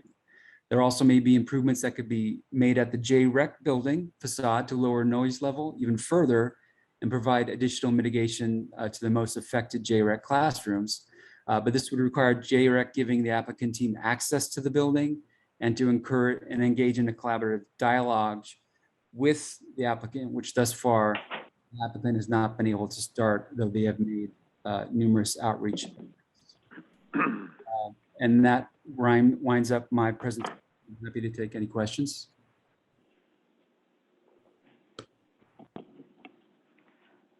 Not seeing any. I'll thank you, Stephen. Thank you. Okay, I'll look at it. Okay. So moving on to other post hearings, we have 6204 Roosevelt Avenue rezoning. Okay. 307 Kent Avenue. There was a letter in your package, and Alexandra Patti Diaz is here to walk us through it. Good afternoon, commissioners.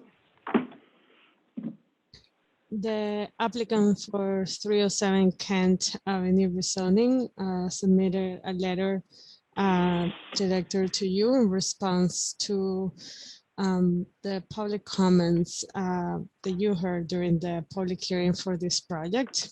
In the letter, the applicant defends the appropriateness of the proposed rezoning, changing an M31 area towards an M15 in an area where right now, throughout the last years, have experienced significant change of uses towards more residential and commercial uses, and the appropriateness of removing intense heavy industrial district and change it to a district that actually diversifies both the commercial and light industrial uses that can be located on the site, which is something that the department also finds appropriate in response to also the change from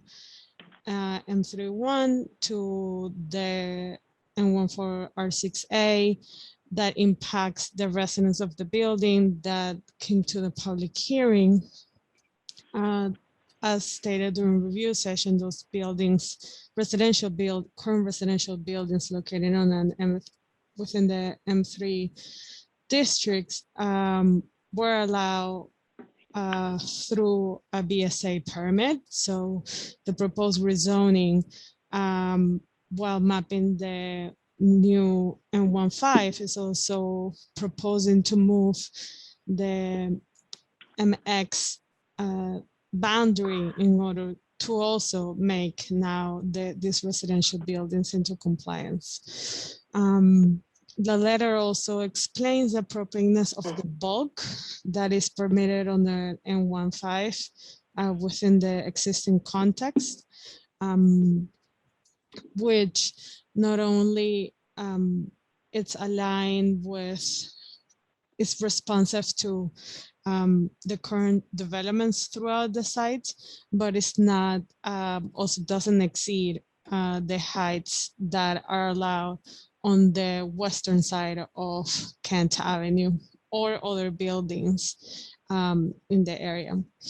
And lastly, the letter also wants to address the concern of the residents of losing public views towards the Domino Refinery building, and also as a study in the EIS, the proposed rezoning and the proposed development would not cause any impact in this matter, which is also part of the department's assessment on the proposed rezoning. And I wanted to make you aware of this letter, and if you have any questions, I'm here to answer them. I'll note that the letter is in the commissioner's packets. Yes. Mm-hmm. 307 Kent in Brooklyn. Mm-hmm. Okay, thank you, Alexandra. Okay. Next on the post hearing, 1776 48th Street, if there's any further questions on that. Okay. 960 Franklin Avenue rezoning. Jonah Rogoff is here to discuss. But before the post-hearing follow-up discussion on this item, I want to clarify an important point. As you'll likely recall, at the July 29th public hearing on this item, I mentioned that the applicant team had submitted at the very last minute an alternative scenario as part of its environmental review materials. This alternative involves a significantly different project under a newly proposed R8X zoning district, rather than the applicant's proposal up until that point to pursue an R9D district with a special permit for a large-scale general development and parking reduction waiver. And it was that original proposal that had been presented to the community board and to the borough president. I want to repeat that throughout the pre-certification process, the department informed the applicant that an R9D district and the proposed large-scale plan resulted in a bulk envelope and density that are both grossly out of scale and inappropriate for this location. Yet the applicant refused to revise their proposal during the pre-certification process. The applicant is now seeking to have the commission modify at the very last minute this complicated proposal, which shouldn't have been pursued in the first place. To that end, I want to clarify that the only application before the commission is the applicant's proposal for an upzoning to an R9D district and special permits for a large-scale plan and reduced parking. I also want to note that while the applicant submitted a last-minute alternative in their environmental review materials, they have not submitted an alternative proposal with even rudimentary site plans and design materials. I also want to confirm that based on statements by other commissioners, it is plain that the commission is not interested in considering the applicant's proposed alternative development at this time. The applicant team had ample time and plenty of opportunities to pursue a more appropriately scaled project and elected not to do so. At this late point in the process, if the applicants want to pursue a different proposal, they should submit a new application that will benefit from a complete and thorough review. With respect to the application that is before the commission, I want to again reiterate the deep concerns expressed at both certification and pre-hearing related to the project's overbearing bulk envelope, which is not only inappropriate for this location, but also casts extensive shadows over the Brooklyn Botanic Gardens greenhouses and conservatories, which are vital open space resources with unique sunlight-sensitive receptors. In light of these land use and environmental concerns, as well as the Commission's concerns and the public testimony that we heard, the Department intends to prepare for the Commission a report in which the Commission will disapprove the application. The Commission and the Department thoughtfully consider opportunities to support housing growth and affordable housing, whether in Crown Heights or elsewhere across the city. But again, these goals must be balanced by building forms and scale that are appropriate for the location. This is a large and complex site that demands careful consideration, which is partly why a large-scale special permit was contemplated.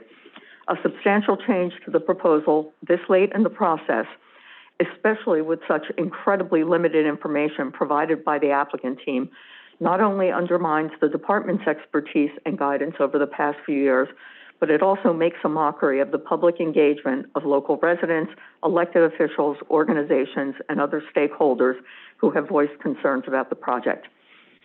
And with that, I'll turn it over to you, Jonah.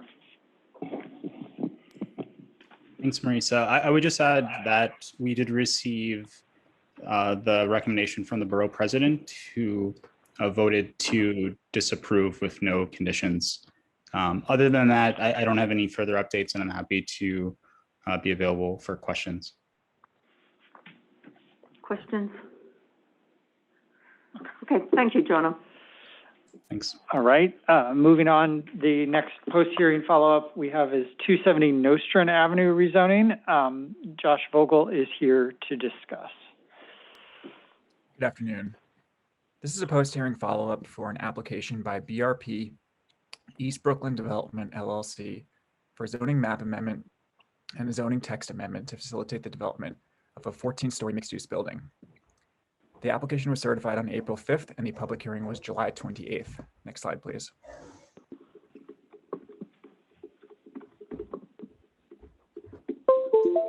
The project is located at 270 Nostrand between Kosciuszko and DeKalb Avenues in the Bedford-Stuyvesant neighborhood of Brooklyn, Community District 3. Next slide, please. Previously, we shared a recommendation from Community Board 3 with a 5-4 vote to disapprove. Following the public hearing, we reached out to the board, who confirmed the recommendation was submitted in error. The actual vote to disapprove without conditions was 23 in favor, 11 against, and 1 abstaining. The corrected recommendation was shared in the Commission's briefing package last week. Next slide, please.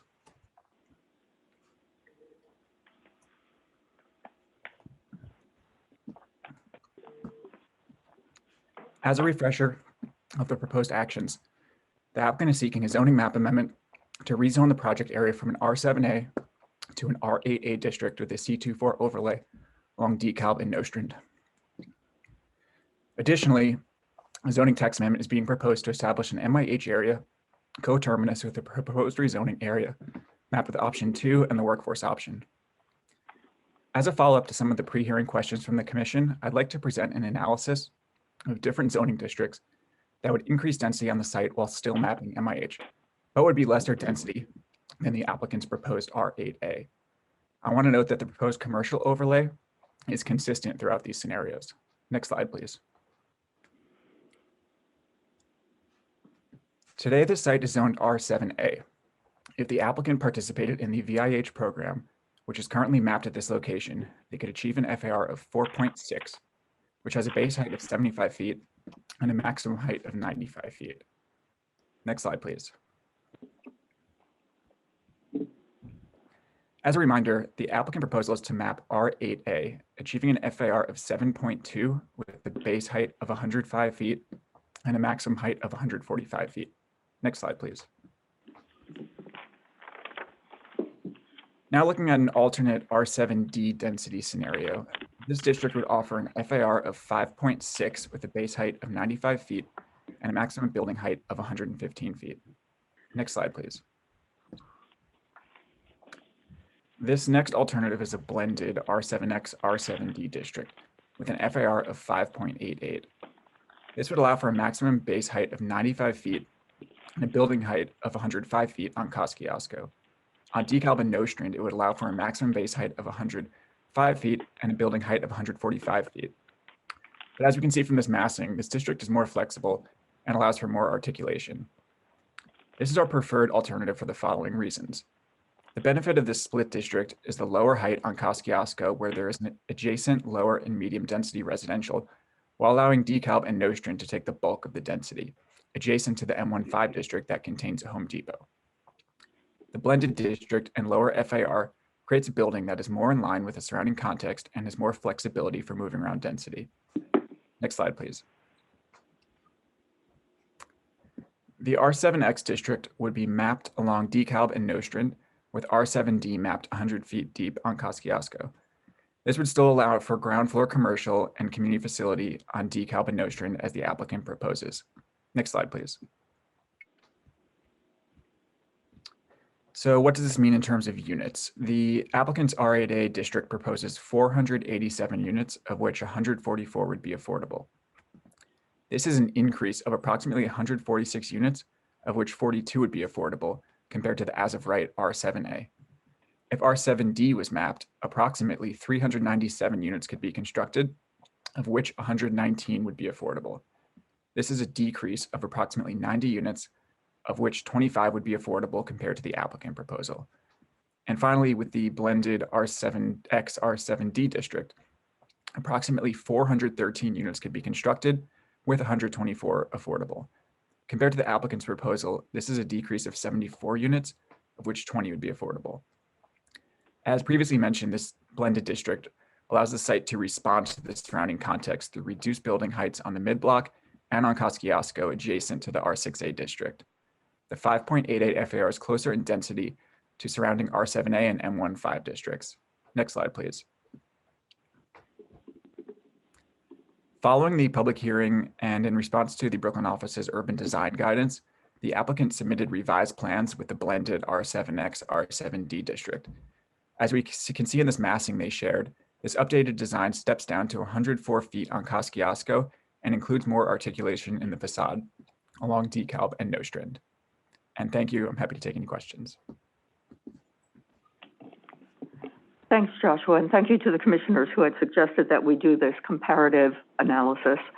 Commissioner Burney. So where does this leave us in terms of the applicant? Is the applicant considering this, or where do we go from here?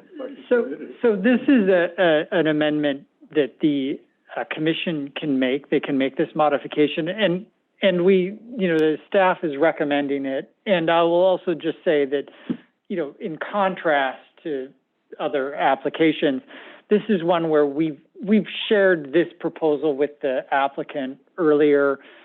They chose not to go into the process with it, is this my understanding, but are open to it and have worked with us to sort of get this kind of proposal. But if they have an application before the commission, don't they need to consent to the modification of it? No, the commission has the authority to take steps that are within scope, the scope determination. Okay. And this is an instance where commissioners asked us to look at alternatives, which is what Joshua laid out. I found really helpful the summary chart that laid them out side by side. Right. And the commission has the ability to make the modification, but this is an instance where the applicant has been cooperative and worked with us. So the applicant then has the choice either to accept the approval as designed or not build it, I suppose, right? Right. Yeah, okay. Sense is, again, on the working relationship with the applicant, that this is something where they see a reduction of a relatively small number of units for a building that is much more in keeping with the neighborhood context. So the vote will be on the modified. As modified by the commission. We'll do as modified. Well, kudos to the Brooklyn office once again. Thank you. Thanks, Josh. Moving on to the next post-hearing follow-up, we have a post-hearing follow-up on the Gowanus neighborhood plan. Jonathan Keller is here to discuss. And I want to thank the commissioners who walked the neighborhood. I think the 2 walking tours that we did had to be 2 of the hottest days of the summer. Thank you. Yes, that was an incredible tour and also incredibly hot day as well. This is a post-hearing update for the Gowanus neighborhood plan and the associated proposed land use actions. I know it's already been a long agenda and a long day in a string of long days and long agendas, so we'll get right to it. Touching on what we heard at the CPC hearing. Next slide. Review of the top 3 priorities. Delving into a bit of the environmental and remediation testimony and touching on some of the zoning proposal recommendations. Next slide.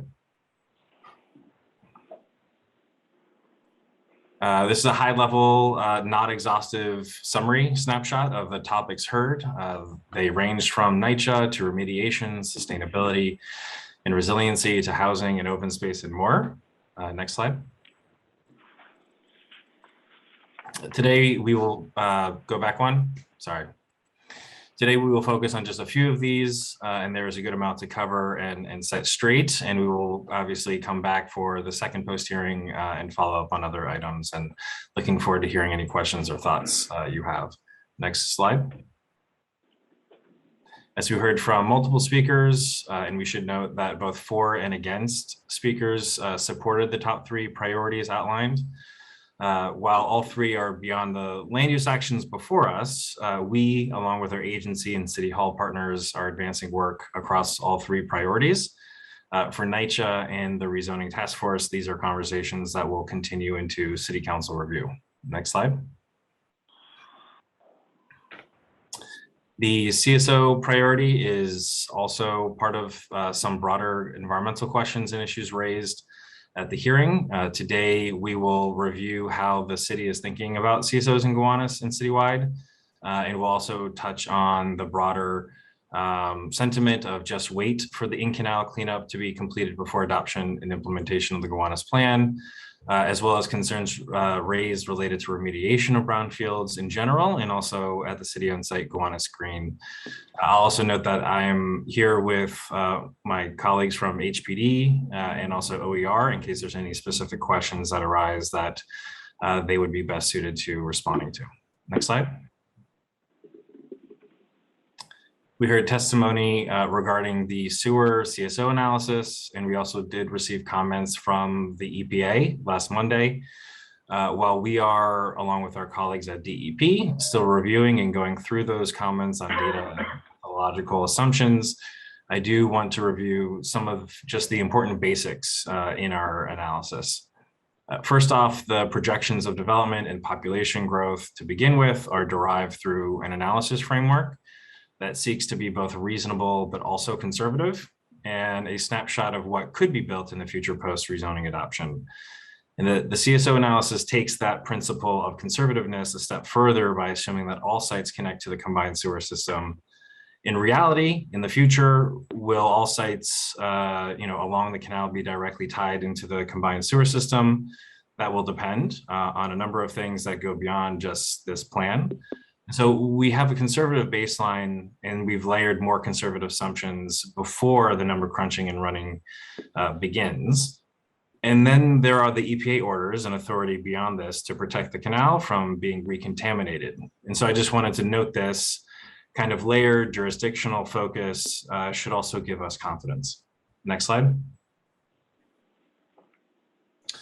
In addition to the two new CSO facilities, the city is planning to construct as part of the Superfund remedy. A key part of the puzzle here is the new unified stormwater rule that will be replacing the 2012 stormwater rule. The rule is born out of DEP's long-standing efforts to improve water quality and do more through innovative policies. Here, the unified stormwater rule will leverage new development, and that essentially uses new development, the stormwater rule does, as an extension of the city's sewer infrastructure. The rule, which got city council approval to go through the rulemaking process last August 2020, has gone through interagency review and is advancing through legal review. Through interventions that vary based on the size of a site, the rule effectively flattens the curve of the stormwater entering the sewer system by requiring sites to hold more stormwater on site for a longer period of time than the current 2012 stormwater rule requires. This is a very exciting stuff, and kudos to DEP and our colleagues for looking at precedent outside of New York City, across the country and worldwide for best practices.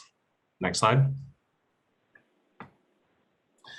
Remediation was a topic that came up a number of times. As noted before, we have with us colleagues from OER, Mark McIntyre and Lee Ilan, who can answer again any questions you may have on remediation. OER oversees remediation projects throughout the city by the hundreds, throughout the boroughs, making it safe for reactivation of brownfields for crucial uses in our land-constrained city. On Gowanus Green, we flatly heard factually incorrect statements about the city-owned sites. As part of that same EPA letter we received last week, EPA notes that they will work and coordinate with DEC in reviewing the remediation plans for Gowanus Green and believe the site can be cleaned up to allow for the uses that we are considering.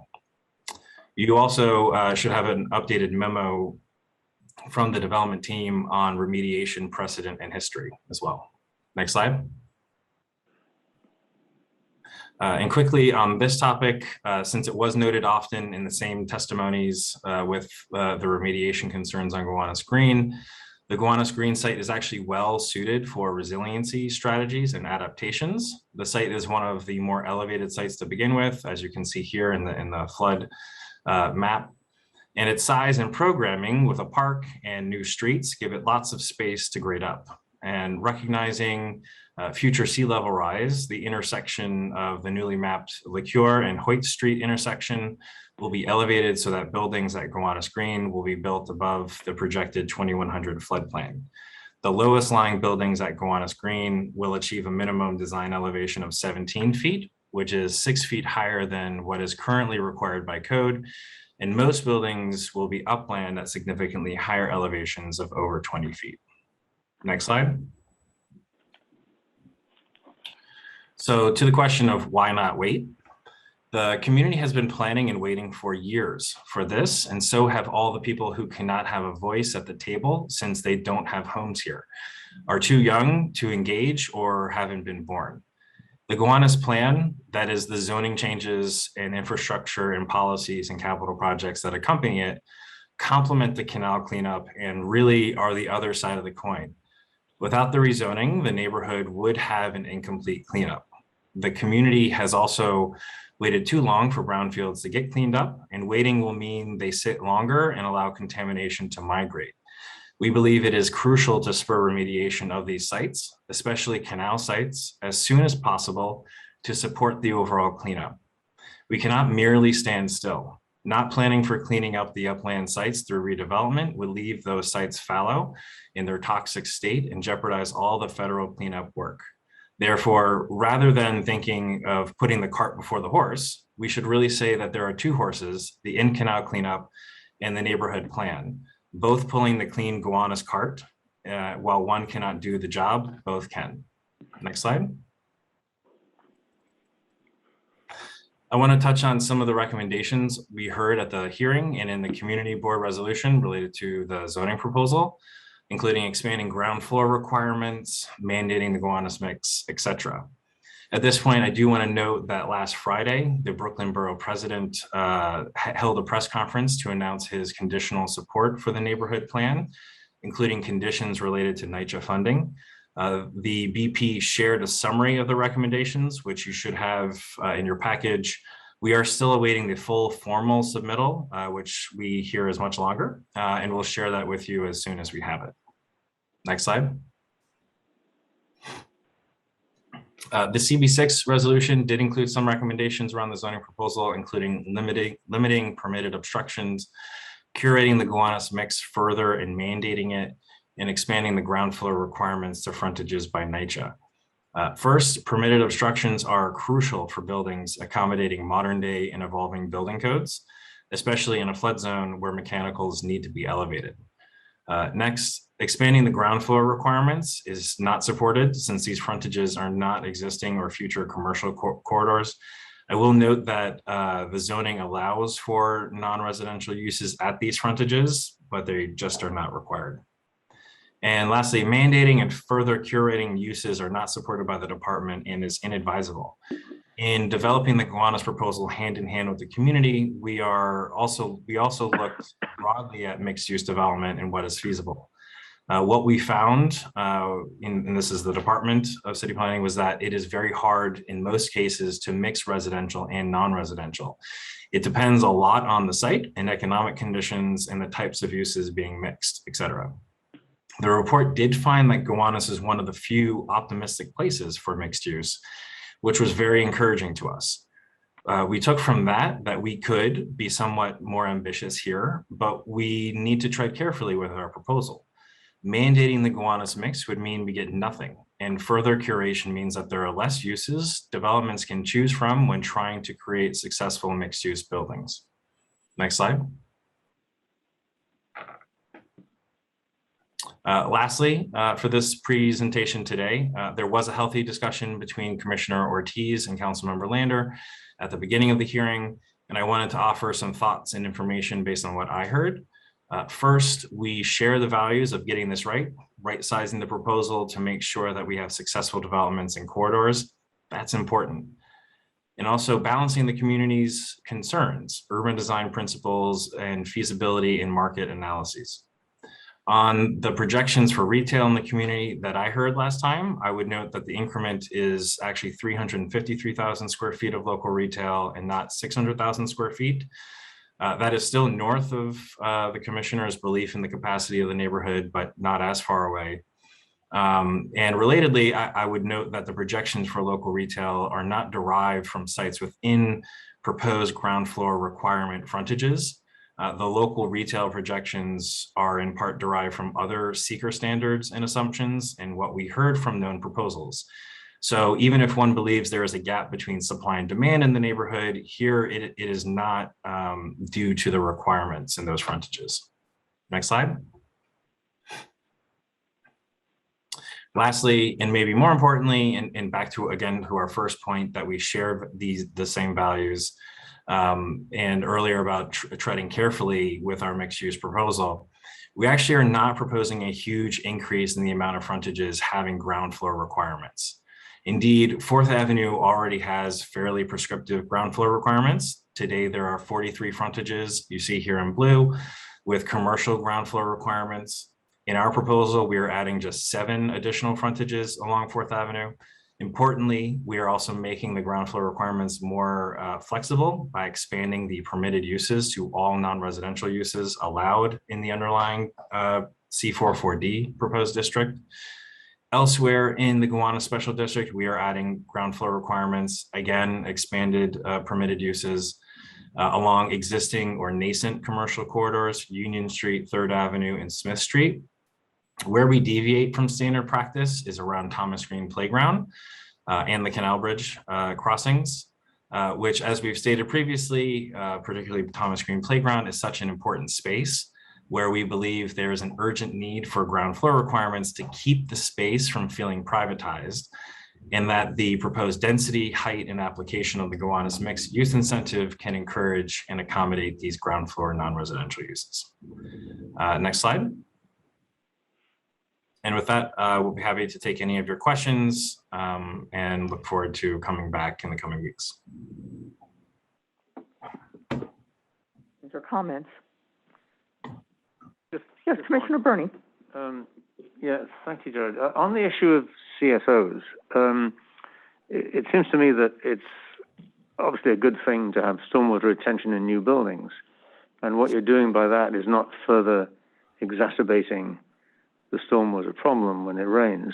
But nonetheless, those buildings are adding more black sewage to the system as they go.